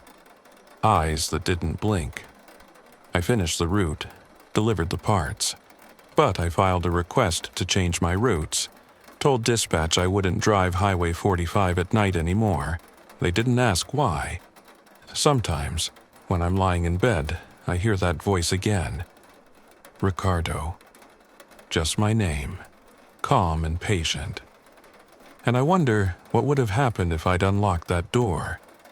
My advice: if something tells you to stop on an empty highway at night, don't. And if you hear your name when you're alone, keep driving. Whatever wants your attention can wait until morning. Or, better yet, don't let it catch you at all. And now, another story from the motels along the Mexican highways. The guest in room 12. Good evening, community. My name is Elena Vargas, and I work to the night shift at the Estrella del Norte Motel outside Culiacan, Sinaloa for 3 years. I'm writing this because I heard someone else share a story about strange guests on Martinez Horror Stories, and I thought maybe I wasn't losing my mind after all. Get comfortable, because what happened in room 12 still makes me check over my shoulder. The motel was the kind of place people stopped at when they had nowhere else to go. 18 rooms in an L shape around a parking lot with broken asphalt and a neon sign that only half worked. We got truckers, traveling salesmen, people who paid in cash and didn't want to answer questions. I worked alone from 11 at night until 7 in the morning, sitting behind bulletproof glass in the office, watching television and eating microwaved burritos. I'd taken the job after my husband left. He'd emptied our savings account and disappeared with a woman from Mazatlan, leaving me with our 2 kids and 3 months of unpaid bills. The motel job paid enough to keep the lights on, barely. It wasn't dignified work, but I had stopped caring about dignity. It was a Tuesday in January when the man checked into room 12. He arrived around midnight, no car, just walking out of the darkness beyond the road. I almost didn't buzz him in. We'd had problems with people trying to rob the place. But he had cash, and we needed every guest we could get. He was tall, wearing a suit that looked expensive but somehow wrong. Too clean for someone walking along the highway. His face was ordinary, brown hair, clean-shaven, maybe 40 years old. But his eyes never blinked. I noticed that when he signed the register. He kept his gaze on me the whole time, and I didn't see him blink once. "Room 12, I said, sliding the key through the slot in the glass. He picked it up without looking at it.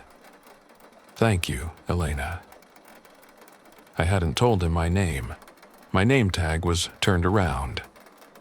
I always wore it backward because some of the guests got too friendly, but he said it anyway, soft and certain, and then walked out toward the rooms. I told myself he'd seen it somewhere. Maybe I'd turned the tag earlier and forgotten. Maybe he'd heard another guest use my name. I went back to my television show, but I couldn't focus. Around 2 in the morning, the lights in room 12 went out, then came back on, then went out again. I watched the window from the office and the pattern kept repeating. Darkness, light, darkness, in intervals that were too precise to be someone flipping a switch. At 3, the phone rang. "Front desk," I answered, even though we only had 3 phones, mine, and the ones in room 5 and room 12. Silence on the other end. But not empty silence. I could hear something. Breathing, maybe, or sound like wind through a tunnel. "Hello?" I said. "Elena." The voice was the guest from room 12. "Could you bring me some towels?" "We don't do room service at night," I said. "I can leave them outside your door in the morning." "Now, please." The line went dead. I sat there, staring at the phone. Every part of me wanted to ignore it. But we'd gotten complaints before, and my boss had threatened to cut my hours if we got any more. I needed this job. I needed every shift. I grabbed 3 towels from the supply closet, locked the office, and walked across the parking lot. The air was cold and still. No traffic on the highway. No sounds except my footsteps on concrete. Room 12's door was open. Just a crack, maybe 6 inches. Light spilled out onto the walkway. I could see movement inside, a shadow passing across the gap, too tall to be a person. I knocked. "Housekeeping," I called out, hating how my voice shook. The movement stopped. Then the door swung open wide. The room was empty, bed made, bathroom dark, television off. But the temperature inside was wrong, hot, like an oven, when outside was near freezing. And the smell, sulfur maybe, or something burnt. It stuck in my throat. "Hello?" I stepped inside and the door slammed shut behind me. I spun around. Nobody there. The handle wouldn't turn. I pulled and twisted, but it was locked from the outside, which didn't make sense because these doors only locked from the inside. The lights started to flicker. On, off, and in the bathroom I heard water running.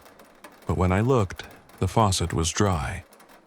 "You shouldn't be here, Elena." The voice came from behind me, but when I turned, the room was still empty. Just me and the towels and the suffocating heat. "You have children, don't you?" My blood went cold. I backed against the door, trying the handle again. It wouldn't budge. "They're sleeping right now, safe, but you should be with them." I don't remember much after that. I remember screaming. I remember hitting the door until my fists ached. I remember the lights going out completely, and in the darkness, feeling something brush past me. Not wind, something solid. Something that smelled like burnt meat and copper. When the door finally opened, I fell out onto the walkway. The sky was turning gray, almost dawn. I don't know how long I'd been inside, felt like minutes. My watch said 2 hours. Room 12 was empty when I looked back inside, clean, cold, normal. The guest's name was in the register, Miguel Santos. But when the morning shift arrived and I asked them to check, there was no record of anyone checking in the night before. No signature, no cash in the drawer. I quit the next week, found work cleaning houses even though it pays less. Sometimes I drive past the motel, and room 12's light is always off. But once, just once, I saw someone standing in the window, tall, still, watching the road. Don't work nights alone, that's my advice. And if a guest knows your name before you tell them, don't let them check in. Let me share an experience from someone who works the streets at night. The collector's route. "Hello, Mr. Williams. My name is Thomas Jimenez, and I collect trash for the city of Ciudad Juarez. I've been doing this for 8 years, working the graveyard shift through the industrial zones and poor neighborhoods where most people don't want to go. I'm writing because I need to tell someone what I found on my route last month, and after hearing other stories on Martinez Horror Stories, I think you might believe me. Turn off the lights if you're ready. My wife died 2 years ago. Cancer. We couldn't afford the treatment, and by the time we got her into a clinic, it was too late. I was left with our son Miguel, who's 14, and angry at the world. He blames me for his mother's death. Maybe he's right. I work nights because it pays more, and the extra money goes toward his school supplies and food. But it means I'm not home, and he's been falling in with the wrong kids. That night, in December, I was finishing my route near the Maquiladoras on the south side.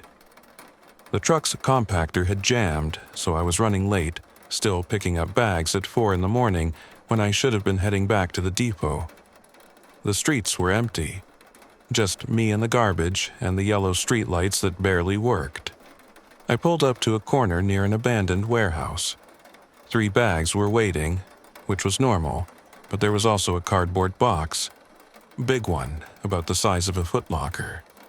It had been taped shut, and someone had written on the side in black marker, "No abrier. Don't open." I found plenty of strange things in 8 years. Dead animals, stolen goods. Once a bag full of someone's documents and family photos. I learned not to ask questions. If it's on the curb, it goes in the truck. But something about that box bothered me. The tape was fresh. The cardboard wasn't wet or torn, and the handwriting looked rushed, like whoever wrote it was in a hurry. I loaded the bags first, then grabbed the box. It was heavy. Not impossibly heavy, but enough that I had to use both hands. When I lifted it, something inside shifted. Not a sliding sound, but a thump, like something rolling. I should have thrown it in the compactor right then. But I didn't. I set it down on the curb and stared at it. And I don't know why, maybe because of my son, maybe because I was tired of following orders and not asking questions. But I pulled out my box cutter and sliced it through the tape. The smell hit me first. Rot and copper and something sweet underneath like spoiled fruit. I gagged and almost closed it again, but I'd already seen what was inside. Clothes. Women's clothes, all folded neatly. A blouse, jeans, underwear. And underneath, wrapped in plastic, a purse. I picked it up and found an ID card. The photo showed a young woman, maybe 25, with long dark hair and a bright smile. The name read, Gabriela Ortiz. My hands were shaking. I'd heard about the disappearances in Juarez. Everyone had. Women who vanished on their way home from work, from school, from the store. Some of them were found. Most weren't. I put the purse back and taped the box shut. I should have called the police. I should have driven straight to the station. But I'd seen what happened to people who got involved, questioned for hours, suspected of being part of it, sometimes worse. And I had my son to think about. I threw the box in the back of the truck and kept working.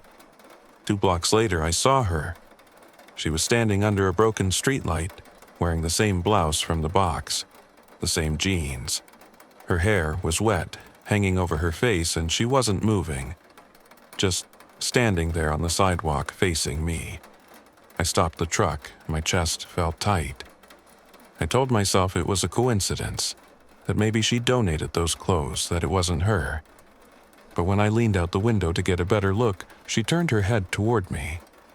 Her face was wrong. Too pale, eyes too dark, and her mouth was open, but no sound came out. I hit the gas. The truck lurched forward, engine roaring. And when I checked the mirror, she was gone. Just an empty sidewalk and a dead streetlight. I tried to forget about it.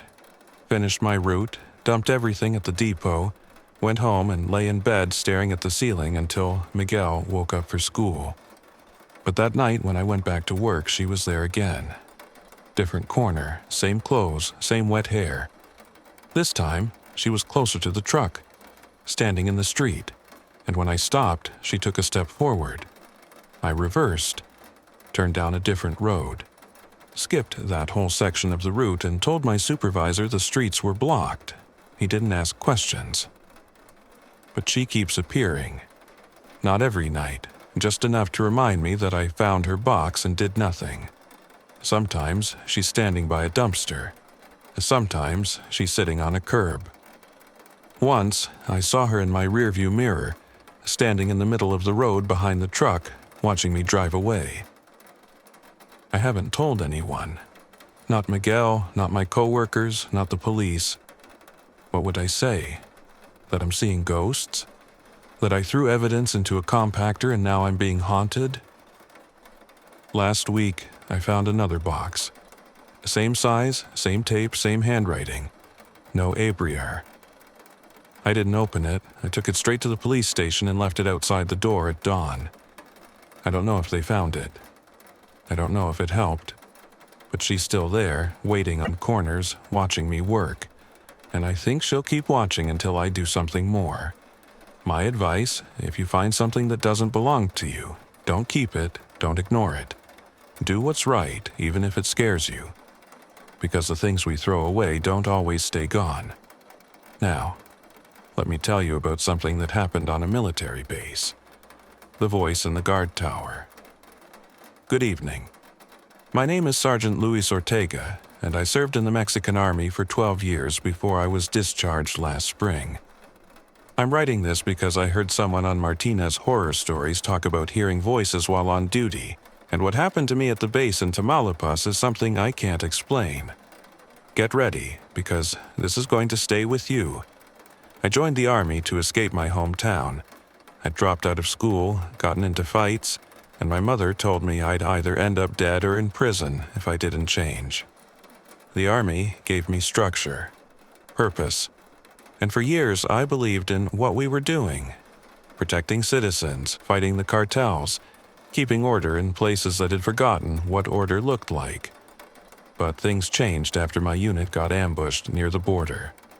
3 of my friends died. I survived because I'd stopped to tie my boot. Just luck, random chance. After that, I couldn't sleep right. Every sound made me reach for my rifle. The nightmares were worse than the memories. They assigned me to guard duty at the base after I requested a transfer away from active patrols. Night shifts in the tower overlooking the perimeter fence. Boring work, but safe. Just me and a radio and 12 hours of watching darkness. It was March when it started. I was 6 hours into my shift around 3 in the morning when the radio crackled. Tower 3, this is command. Report status. I picked up the receiver. Tower 3, all clear. Copy that, stay alert. Standard check-in, they did it every hour. But 10 minutes later, the radio crackled again. Luis.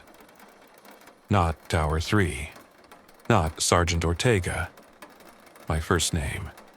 Spoken soft and close like whoever was talking had their mouth right up against the microphone. I keyed the radio. This is Tower 3. Identify yourself. Silence. Then static. Then again. Luis, can you hear me? The voice sounded familiar. I couldn't place it, but I knew I'd heard it before. My hands went cold. I scanned the base through the tower windows. Everything was quiet. Lights on in the barracks, vehicles parked in neat rows, empty drill yard. Who is this? I said into the radio. No response.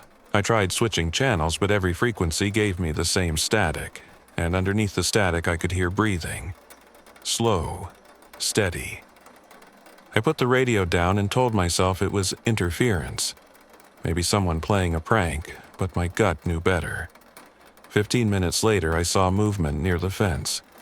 A figure standing just outside the perimeter, barely visible in the shadows between the floodlights. It was too far to make out details, but it looked like a man in uniform. I grabbed the binoculars. The figure was gone. I keyed my radio to report it, but before I could speak, the voice came back.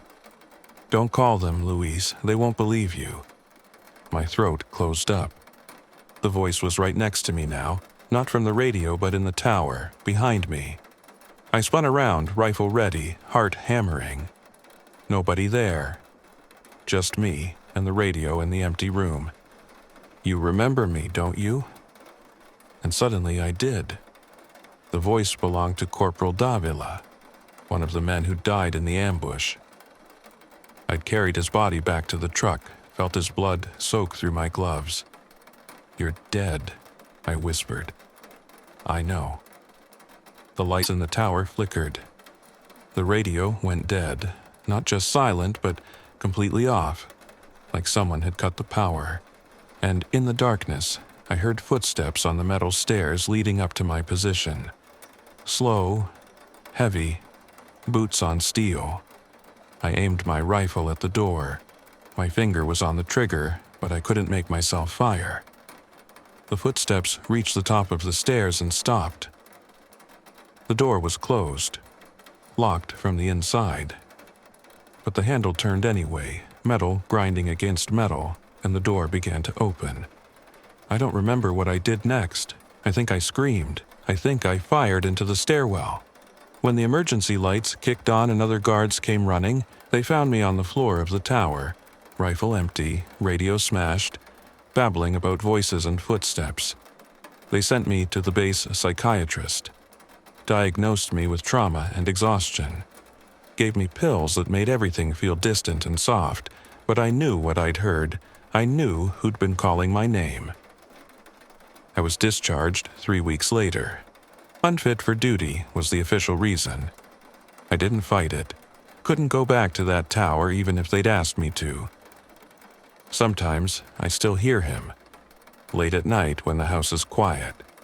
Luis, just my name. And I wonder if he's angry that I survived and he didn't, or if he's trying to warn me about something. I don't answer anymore. I pretend I can't hear. My advice: if you hear a voice calling you when you're alone, don't answer. Some calls aren't meant to be returned. And if you survive something that killed your friends, don't forget them. But don't let them call you back either. Let me share what happened to a taxi driver I know. The fare on Highway 15. Hello, Mr. Williams in the community. My name is Oscar Mendez, and I drive a taxi in Hermosillo, Sonora. I've been doing this for 6 years, mostly night shifts because the fares are better and there's less traffic. I'm writing because I picked up a passenger last month who changed the way I see the road. I listen to Martinez horror stories while I drive, and after hearing other drivers talk about strange riders, I knew I had to share this. Settle in, because you won't look at empty highways the same way after this. I started driving nights after I lost my job at the factory. They shut down the plant, laid off 200 of us, and left us scrambling for work. My wife was pregnant with our second child, and we had bills piling up. Taxi driving wasn't what I wanted, but it kept food on the table. Most nights are routine. Airport runs, drunk college kids, people getting off late shifts. You learn to read passengers fast. Who wants to talk? Who wants silence? Who might cause trouble? I keep a can of pepper spray under the seat, just in case. It was a Thursday in November when I got the call to pick someone up outside the city, near the junction where Highway 15 splits toward the coast. Strange location for a fare, but the app showed the payment was good, so I drove out. The desert was dark that night. No moon, just stars and the glow of my headlights on empty asphalt. I'd been fighting with my wife before I left. Money problems, stress, the usual. She'd accused me of caring more about work than family. Maybe she was right. Maybe I was just tired of being broke and desperate. I found the pickup point, a gas station that had closed years ago, pumps torn out, windows boarded up. A woman was standing under the broken sign, lit up by my headlights. Young, maybe 30, wearing a blue dress and carrying a small bag. I pulled up and rolled down the window. "You called for a taxi?" She nodded and got in the back seat. Didn't say where she was going. Just sat there, staring straight ahead. "Where to?" I asked. "Drive," she said. Her voice was flat, empty. I checked the app. The destination showed Guaymas, 2 hours south. Long fare, good money. I put the car in gear and started driving. For the first hour, she didn't speak. I tried making conversation. Asked about her night, whether she was visiting family, the usual small talk. She didn't respond. Just sat perfectly still, hands folded in her lap, eyes on the road ahead. I gave up talking and turned on the radio. But every station was static. I flipped through all of them. Norteño, pop, news, nothing but white noise. I turned it off. That's when I noticed the temperature. It was dropping. I could see my breath. In November, in Sonora, where it barely gets cold, the heater was running full blast, but frost started forming on the windows. I glanced in the rearview mirror. The woman was still staring ahead, but now I could see her more clearly. Her skin was pale, too pale, and her dress was wet, soaked through, dripping water onto the seat. "Are you okay?" I asked. She turned her head toward me. Slow, mechanical, her eyes were black. Not dark brown, black, like someone had poured ink into them. "Keep driving," she said. My hands locked on the wheel. Every instinct told me to pull over, to make her get out, but I couldn't move. My foot stayed on the gas and the car kept rolling south. We passed through empty towns. Navojoa, Ciudad Obregón. The streets were dark, no lights in any windows, no other cars on the road. It felt like we were the only people left in the world. "You shouldn't have left them," she said suddenly. "What?" "Your family. You shouldn't have left them alone." My chest tightened. How did she know? I checked the mirror again. She was closer now, leaning forward, her face inches from the back of my seat. "They're in danger," she whispered. I hit the brakes. The car skidded to a stop in the middle of the highway. I spun around to look at her, but the back seat was empty. No woman, no wet dress, no bag.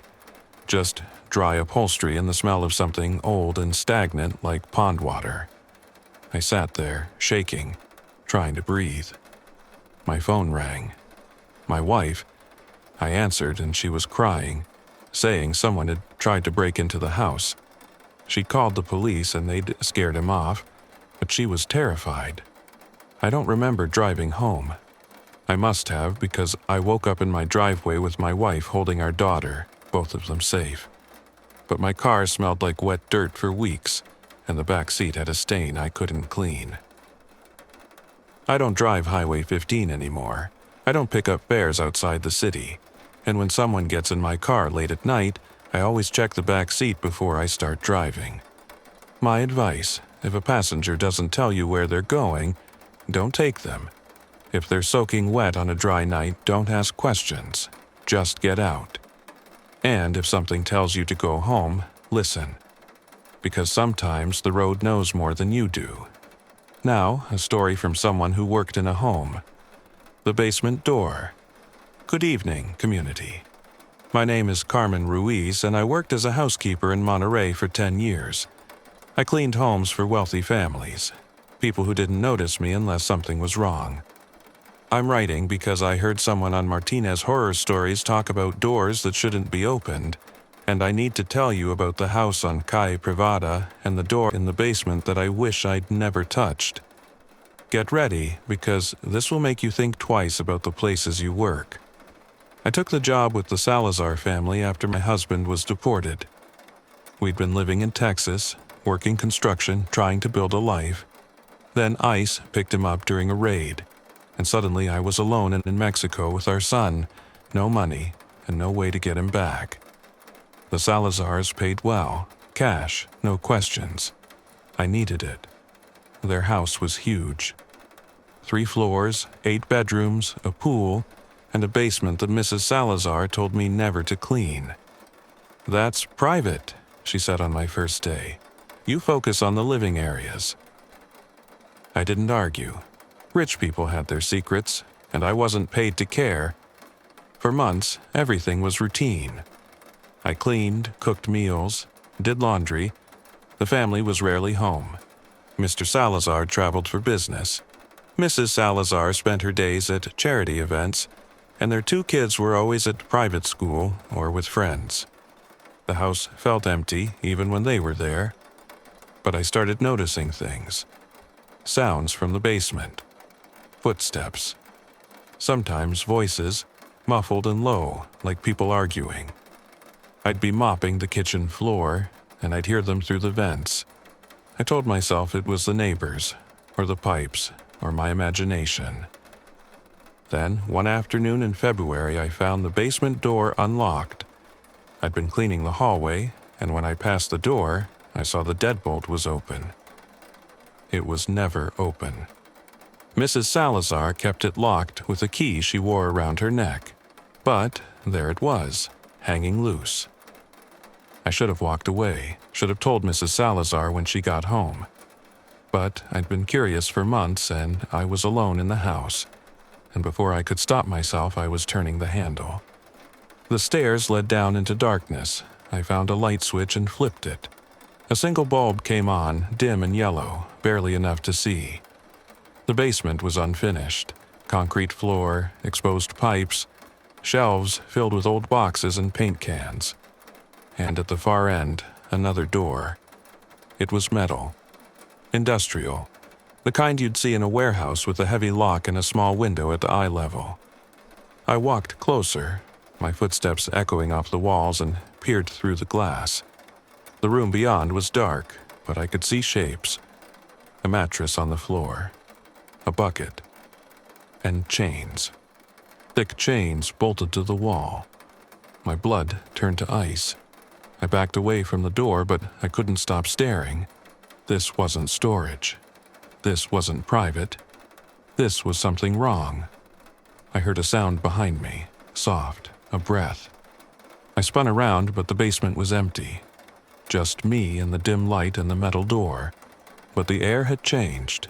It felt heavier, colder. Help me. The voice came from behind the metal door. Quiet, desperate, a woman's voice. I ran.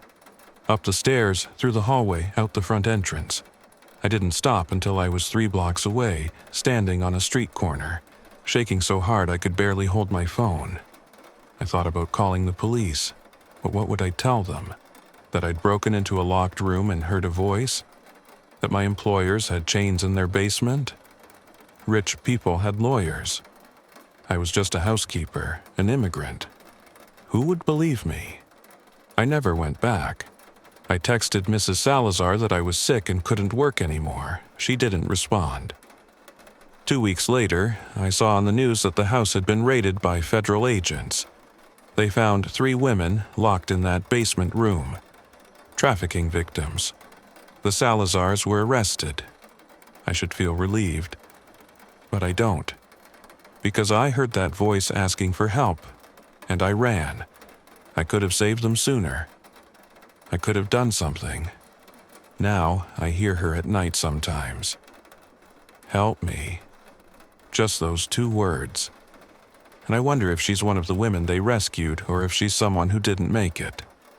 I work different houses now, different families, but I check every door, every locked room. And if I hear something that doesn't belong, I don't ignore it anymore. My advice: if you see something wrong, say something. Even if you're scared. Even if you think nobody will listen. Because sometimes the people who need help can't ask anyone else. And the things you ignore don't stay buried. The road that remembers. Hello, Mr. Williams. I'm Carlos Mendoza, a long-haul trucker with 15 years on the road, and I need to share what happened to me on Federal Highway 57. Turn off the lights and get ready to hear my story. I was returning home after delivering a load to Monterey. My wife had left me 3 months before, took our daughter with her. Said I loved the road more than my own family. Maybe she was right. The divorce papers were sitting in my glove compartment, unsigned. I kept telling myself I'd deal with them when I got home, but home was just an empty apartment that smelled like old coffee and regret. It was past 2 in the morning when I passed through Villa de Reyes. The highway was empty, just my 18-wheeler and the broken white lines disappearing under my headlights. The radio crackled with static between stations. I'd been awake for 19 hours straight, fighting to meet a deadline my dispatcher had set. The company was cutting routes, laying off drivers. I couldn't afford to lose this job, not with the child support payments coming. My eyes burned. The cab smelled like diesel and the bean burrito I'd eaten at the last truck stop. I cracked the window, let the cold desert air slap me awake. That's when I noticed the hitchhiker. He stood on the shoulder about 100 yards ahead, thumb out, wearing what looked like a military jacket. Something about the way he stood there, perfectly still, made my stomach tighten. I've picked up plenty of hitchhikers over the years. Most are just people down on their luck, trying to get somewhere. But at this hour, in the middle of nowhere, you learn to trust your gut. I was going to pass him. My foot was already easing off the accelerator, ready to roll by without stopping. Then I saw his face in my headlights. Young guy, maybe 25. He looked tired. Really tired. The kind of tired I felt in my bones. Against my better judgment, I stopped. He climbed into the passenger seat without saying a word. Up close, I could see his jacket was old, the kind soldiers wore decades ago. His boots were caked with red dirt. He smelled like rain, even though it hadn't rained in weeks. "Thanks for stopping," he said. His voice was flat, emotionless. Not many people do anymore. "Where are you headed?" I asked, putting the truck in gear. "North, just north." I'd heard enough stories on Martinez horror stories to know this was already wrong. The guy wouldn't look at me. He kept his eyes fixed on the road ahead, hands folded in his lap. Every few minutes he'd turn his head slightly, like he was listening for something. We drove in silence for 10 miles. The radio had given up entirely, just hissing static. The temperature in the cab dropped. I could see my breath. I reached for the heater controls, but they were already maxed out. "You hear about what happened on this stretch?" the hitchhiker asked suddenly. "What's that?" "The accident, 3 years ago, military transport truck. 17 soldiers. They say the driver fell asleep." My hands tightened on the steering wheel. I'd heard about that accident. Everyone who drove this route had. They'd closed the highway for 2 days cleaning up. The official report said mechanical failure, but the rumors talked about something else. About the driver claiming he'd seen something in the road, something that made him swerve. "They say some of them are still here," the hitchhiker continued, "still trying to get home." I glanced at him. In the glow of the dashboard lights, his face looked wrong. Too pale, too still. Like a photograph. "That's just stories," I said, but my voice cracked. He turned to look at me then, really look at me.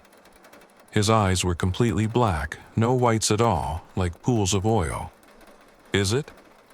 I slammed on the brakes. The truck shuddered to a stop in the middle of the highway. When I looked at the passenger seat, it was empty. The door was still closed. The window was still up. But he was gone. I sat there shaking, engine idling, until the first gray light of dawn started to creep over the desert. When I finally got home, I signed those divorce papers. Took a local route, day shifts only. I still drive, but never at night. And never on Highway 57. If you ever see someone standing on the shoulder in the middle of nowhere, don't stop. Some passengers don't need a ride. They're already at their destination. And now, another story from someone who works the night shift. The guest in room 12. "Good evening, community. I'm Patricia Ruiz, and I've been cleaning rooms at the Oasis Motel in Culiacan for 8 years. I need to tell you about a night I'll never forget. The Oasis isn't the kind of place people brag about staying. It's cheap, cash only, no questions asked. Truckers use it. People having affairs use it. Sometimes people use it who don't want anyone knowing where they are. I've learned not to look too close at the guests, not to remember faces. It's safer that way. I was working the night shift because I needed the extra money. My mother had cancer, and the treatments were draining everything we had. The bank was threatening to take the house. I couldn't sleep anyway, so I figured I might as well work. It was a Tuesday, slow night. Only 4 rooms occupied. I was supposed to clean room 12 after the guests checked out, but when I knocked at 11, a man's voice told me to come back later. Fine by me. I had plenty of other work. I came back at midnight, knocked again, no answer this time. I used my key and pushed the door open. The room was freezing, colder than any air conditioner could make it. The curtains were drawn, lights off, but I could see well enough. The bed was made, perfectly neat, nothing on the nightstand, no luggage, no sign anyone had been there at all, except for the smell. It was like wet earth and copper, like a cemetery after rain. I've cleaned up all kinds of things in these rooms, things I don't want to remember, but I'd never smelled anything like this. I turned on the light. The bulb flickered, struggled, then caught. That's when I saw the bathroom door was closed. Water was seeping out from underneath, spreading across the cheap tile floor. I should have left. Should have called my manager, called the police, called someone. But I thought maybe it was just a burst pipe. We couldn't afford a flood. I walked across the room, my shoes squelching in the water, and pushed open the bathroom door. The tub was full, overflowing. The water was dark, rust-colored, and it was ice cold when I touched it. I reached for the drain, thinking I'd let some out, when I saw the hair floating on the surface. Long, black hair, spread out like seaweed. I stumbled backward. My hand found the light switch. The fluorescent bulb buzzed to life. There was a woman in the tub. She was submerged completely, face up, eyes open. Her skin was gray, lips blue. She wore a white dress that billowed around her in the water. Her hands were pressed against the sides of the tub, fingers spread wide, like she'd been trying to climb out. I screamed, ran for the door. My hands were shaking so hard I couldn't turn the knob. Behind me, I heard water sloshing, the sound of something heavy pulling itself out of the tub. Wet footsteps on tile. The doorknob finally turned. I yanked the door open and ran out into the parking lot. Didn't stop until I reached the office. My manager, a man named Hector, who'd worked at the Oasis for 20 years, took one look at my face and asked what happened. I told him everything. He grabbed his keys and a flashlight, told me to wait in the office. He was gone for maybe 10 minutes. When he came back, his face was pale. "There's nothing there," he said. "What?" "Room's empty. Dry. No water, no woman, nothing." He took me back to show me. The room was exactly as he said, dry carpet, empty tub, no smell, the bed still perfectly made. I stood in the doorway, unable to go inside while Hector checked every corner. "Who checked into this room?" I asked. He pulled out the register. His finger ran down the list of names and stopped. He looked at me, then back at the book. "No one's been in room 12 for 3 days." I went home that night and didn't come back for a week. When I did return, Hector had put a lock on room 12. Said it was out of order, needed repairs. But I've worked there for 2 more years since then, and that lock has never come off. Sometimes, late at night when I'm cleaning the rooms nearby, I hear water running behind that door. The smell creeps out from under it. That wet earth and copper smell. I've learned to work faster when I'm in that wing of the motel.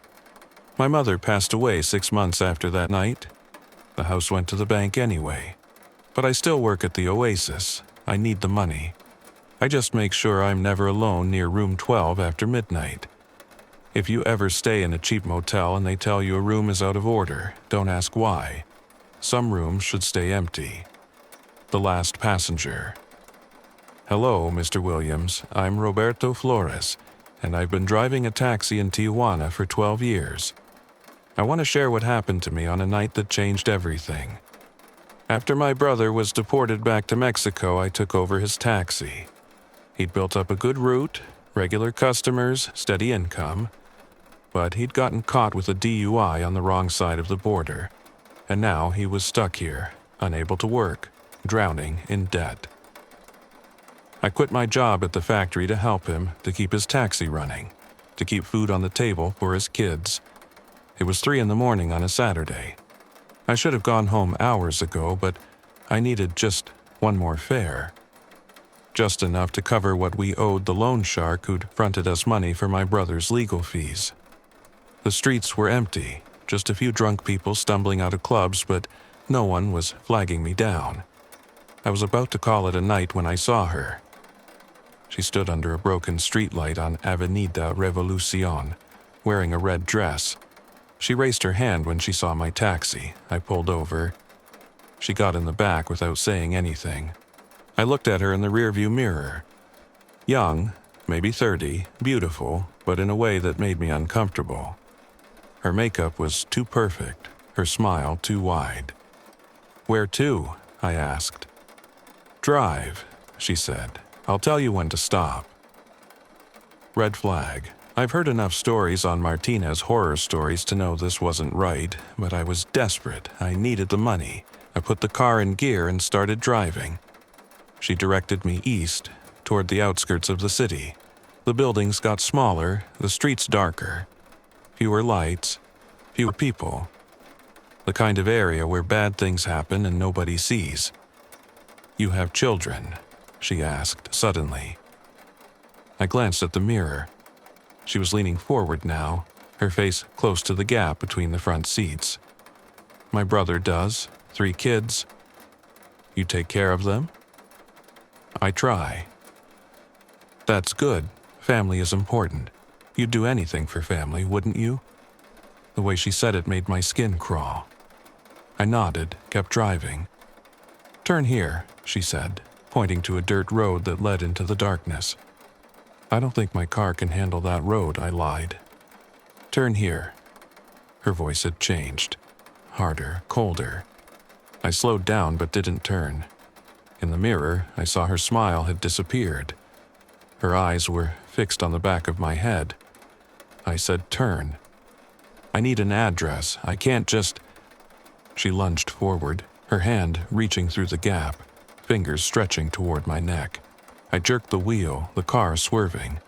Her hand brushed my collar. It was ice cold. I slammed on the brakes and turned to face her. The back seat was empty. I sat there, engine running, heart hammering in my chest. The door was still locked, the window still up, but she was gone. On the seat where she'd been sitting, there was a wet spot. When I touched it, my fingers came away red. I drove straight to a church, sat in the parking lot until the sun came up. Father Miguel found me there, asked if I was okay. I told him everything. He blessed my taxi, said prayers over it, told me to be more careful about who I pick up. I still drive that taxi. My brother got back on his feet, took over the night shifts. I work days now. I've never seen that woman again, but sometimes late at night, I'll check my rearview mirror and see that wet red spot on the back seat, even though I've cleaned it 100 times. If someone flags you down in the middle of the night and won't tell you where they're going, don't pick them up. Some passengers don't want to go anywhere. They just want company for the ride. Now, let's hear from someone who works with the dead. The body that moved. Good evening, I'm Miguel Santos, and I've been working as a funeral home attendant in Guadalajara for 6 years. I'm sharing this because I heard a similar story on Martinez Horror Stories, and I need to know if anyone else has experienced this. I took this job after losing my wife in childbirth.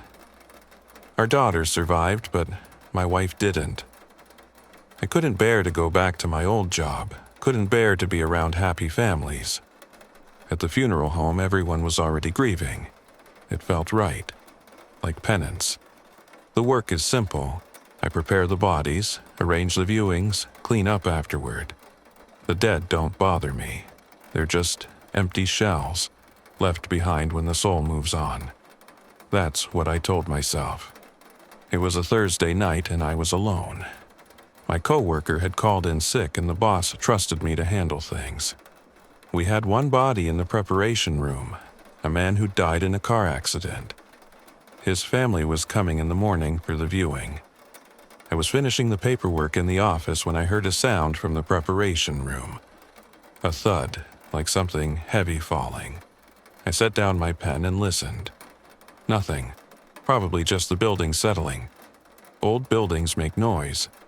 Then I heard it again. Thud. Pause. Thud. I walked down the hallway toward the preparation room. The door was closed. I'd left it open. I always leave it open. I reached for the handle and it was cold, so cold it burned my hand. I pushed the door open. The body was sitting up on the table. His eyes were open, staring straight at me. His mouth moved, working like he was trying to speak, but no sound came out. His right arm lifted, finger pointing at me. I couldn't move and couldn't breathe. My legs felt like concrete. The body's finger moved, jabbing toward me, then toward the corner of the room. Over and over. Point at me, point at the corner, point at me, point at the corner. I finally tore my eyes away from the body and looked at the corner. There was a woman standing there.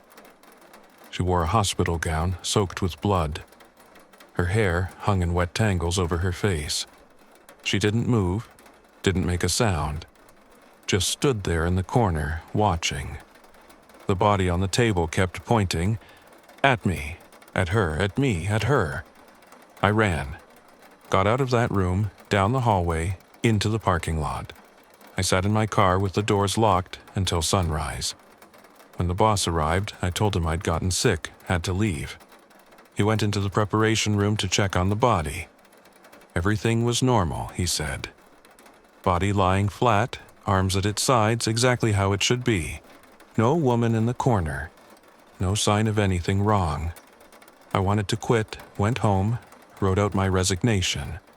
But when I sat down to look at my daughter, sleeping in her crib, I knew I couldn't. I needed this job. The money was too good, and I had a child to raise alone. I went back the next day. The viewing went fine.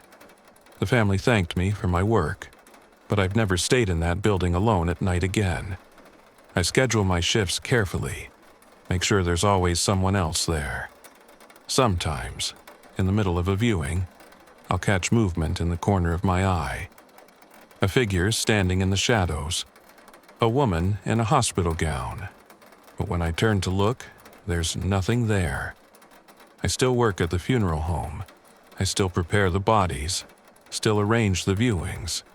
But I've learned to keep my eyes forward, to ignore the sounds in empty rooms, to never look too long at the corners.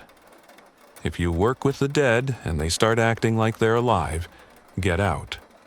Some bodies aren't as empty as they should be. The package. Hello, Mr. Williams. My name is Daniel Cruz, and I work as a delivery driver in Sinaloa. I've been doing this for 4 years, and I need to tell you about a delivery that still haunts me. Times were hard. My father had lost his job at the factory, and I was supporting my parents and my younger sister. The delivery company didn't pay much, but they gave me freedom. I could make my own routes, take extra packages for extra cash. No one asked questions as long as the deliveries got made. That's how I got the package. It came through a special request. A man called the office, said he needed something delivered to an address in the mountains outside Culiacan. He'd pay triple the normal rate for discretion and speed. My boss, who knew I needed money, gave me the job. The package was a wooden box, about the size of a shoebox, wrapped in brown paper and sealed with a red wax. It was heavier than it looked. When I picked it up, I could feel something shifting inside, something liquid sloshing around. Don't open it, my boss said. Don't ask questions. Just deliver it. I should have said no, should have walked away. But I thought about my sister's school fees, about my father's medicine, about the bills piling up on the kitchen table. I took the package. The address was 40 miles into the mountains, on a road that barely deserved the name. More of a dirt track, really, winding through pine forests that blocked out the sun. My GPS lost signal after the first 10 miles. I was navigating by paper directions my boss had written down. I drove for 2 hours, the package sitting on the passenger seat next to me. Every time I hit a bump, I could hear that liquid sloshing. Every time I turned a corner, I could feel the box shifting, like whatever was inside was trying to get out. The sun was setting when I finally found the address. It was a cabin, old and weathered, sitting in a clearing surrounded by trees. No other buildings for miles. No power lines. No sign of civilization. I parked and grabbed the package. As I walked toward the cabin, I noticed the windows were covered with newspaper. The door had symbols painted on it, crude drawings I didn't recognize. The air smelled wrong, like burning hair and rotten meat. I knocked. No answer. I knocked again, harder. Still nothing. I should have left the package on the doorstep and driven away, but the instructions said to deliver it personally, hand to hand. I tried the doorknob. It turned. The cabin was dark inside, lit only by candles. They were everywhere, dozens of them covering every surface. In the center of the room was a table, and on the table was a circle drawn in white powder.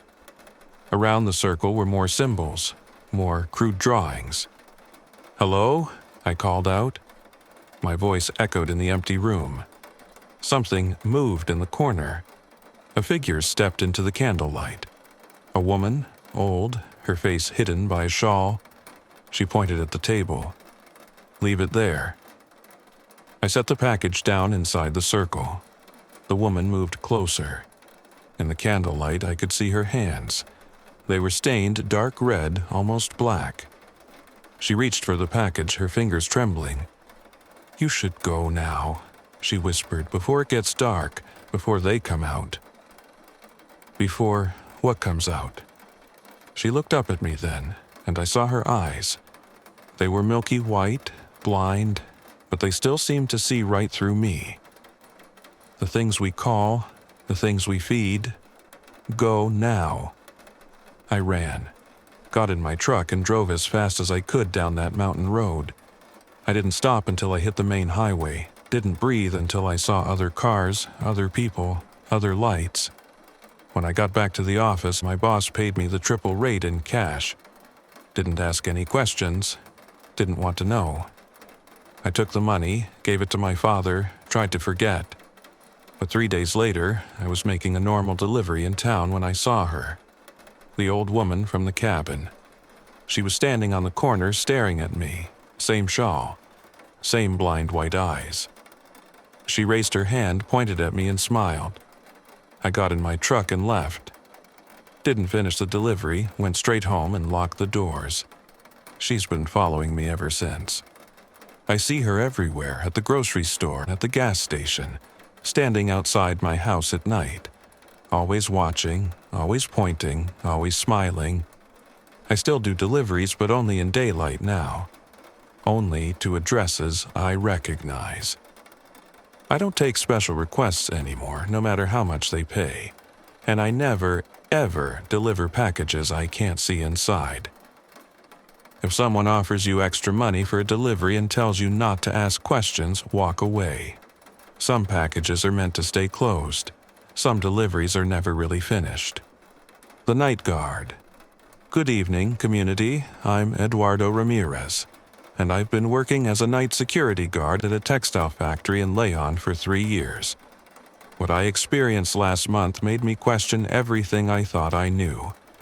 I took this job after my wife divorced me. She said I was never around, always working, always stressed. She was right. I'd spent 10 years as a police officer, seen things that kept me awake at night, things that made me drink to forget. The divorce was the wake-up call I needed. I quit the force, got sober, took this simple job watching an empty factory. No stress, no danger. Just walk the rounds, check the doors, go home. The factory had been shut down for 6 months. The owners were in some kind of legal battle, and the place was just sitting there empty, waiting. My job was to make sure no one broke in, no one vandalized the equipment. Easy money. The building was huge, 3 floors of machinery and storage rooms and offices. During my rounds, I'd check every floor, every door, every window. It usually took about 2 hours. The only sound was my footsteps echoing on the concrete floors and the occasional creak of the building settling. It was a Monday night, raining hard. The kind of rain that pounds on the roof like fists. I was on my second round of the night, checking the second floor, when I heard music. It was faint, coming from somewhere above me. Third floor, old music, the kind my grandmother used to listen to. A woman singing in Spanish, her voice crackling like it was coming from a record player. I stopped walking. The factory had no power. I'd checked all the breakers myself when I started my shift. There was no way a record player could be working. The music got louder. I could hear other sounds now. Footsteps, machines running, voices talking and laughing. The sounds of a factory in full operation. I pulled out my flashlight and headed for the stairs. Each step I climbed, the sounds got louder. By the time I reached the third floor, it was deafening. Machines whirring, people shouting over the noise, music blaring from speakers. I pushed open the door to the factory floor. Everything stopped. The silence was absolute. No music, no machines, no voices, just empty space and dust-covered equipment. My flashlight beam cut through the darkness, illuminating rows of silent sewing machines, abandoned workstations, spools of thread gathering cobwebs. I walked slowly across the floor, my light sweeping from side to side. Nothing moved. Nothing made a sound. But I could feel eyes watching me, dozens of them, hundreds of them. I turned around. The sewing machines were occupied. Women sat at every station, hunched over their work. Their hands moved in perfect rhythm, feeding fabric through the machines. But there was no sound, no whir of motors, no click of needles, just the sight of them working in complete silence. I tried to run, but my legs wouldn't move. I could only stand there, frozen, watching these women work. They were translucent, like smoke, their features blurred. But I could see enough, the exhaustion on their faces, the way their shoulders slumped, the mechanical precision of their movements. One of them looked up at me. Our eyes met. She opened her mouth like she was trying to say something, but no words came out. She pointed at the clock on the wall. It showed 3:17. I blinked, and they were gone. All of them. The factory floor was empty again. Silent again. Dead again. I checked my watch. It was 3:17. I finished my shift, but I didn't do any more rounds that night. I sat in the guard booth by the front entrance, doors locked, lights on, and waited for sunrise. The next day, I asked the factory manager about the third floor. He looked at me strange, asked why I wanted to know. "Just curious," I said. He told me the factory used to run 3 shifts, 24 hours a day, mostly women, working long hours for little pay. There'd been a fire 5 years ago. Third floor, 23 women died. They'd been locked in, the manager said, because the owner was afraid they'd steal fabric. I still work at the factory. I still do my rounds. But I don't go to the third floor anymore. I check it from the stairs, shine my light through the doorway, and move on. Sometimes I still hear the music. Sometimes I still hear the machines. But I don't investigate anymore. If you work night security and hear sounds that shouldn't be there, don't go looking. Some workers never clocked out. Some shifts never ended. The confession box. "Hello, Mr. Williams. I'm Father Thomas Herrera, and I've been a priest in a small parish in Oaxaca for 18 years. I'm sharing this story because I need someone to know what happened in my confession box. I became a priest young, driven by faith and a desire to help people. But over the years, that faith has been tested. I've heard confessions that shook me to my core. Murders, abuse, sins so dark they made me question humanity. But I kept going because I believed in redemption, in forgiveness, in God's grace. My crisis of faith came after my mother's death. She'd been sick for years, suffering in pain, praying for relief that never came. I'd prayed too, begged God to heal her, to ease her suffering. She died alone in a hospital bed while I was hearing confessions. After the funeral, I struggled. The church felt empty. The prayers felt hollow. But I kept going through the motions because I didn't know what else to do. It was a Saturday evening, confession time. I sat in my side of the booth, listening to parishioners confess their sins. Small things, mostly. Gossip, lies, petty theft. I offered absolution, assigned penance, moved to the next person. The church was empty except for one more person. I could see their shadow through the screen that separated us. They sat down without saying the traditional greeting. "Bless me, Father, for I have sinned," I prompted. Silence. "How long has it been since your last confession?" More silence. Then a voice. Low, rasping, like gravel scraping against metal. "I've never confessed." "That's all right," I said. "God welcomes all who seek forgiveness. Tell me your sins." "I don't seek forgiveness. I'm here to tell you something." The temperature in the booth dropped. I could see my breath. "What do you want to tell me?" "Your mother called for you at the end. She was alone. She was afraid. She called your name over and over." My heart stopped. No one knew that. The nurses had told me she'd passed peacefully, that she hadn't been conscious. But deep down, I'd always wondered, always feared. "How do you know that?" I whispered. "Because I was there. I'm always there, at the end, in the dark, in the fear. I collect them all." I tried to stand up, to leave the booth, but I couldn't move. The voice continued, relentless. "You want to know why she suffered? Why your prayers went unanswered? Because there is no grace, there is no redemption. There is only what comes at the end. And I am what comes." The shadow on the other side of the screen changed. It grew larger, darker, filling the entire booth. I could feel something pressing against the screen. Something wrong. Something that shouldn't exist. "I'll be waiting for you too, Tomas. When your time comes, when you're alone in the dark, calling out for someone who won't answer. I'll be there." I found my voice then. Started praying.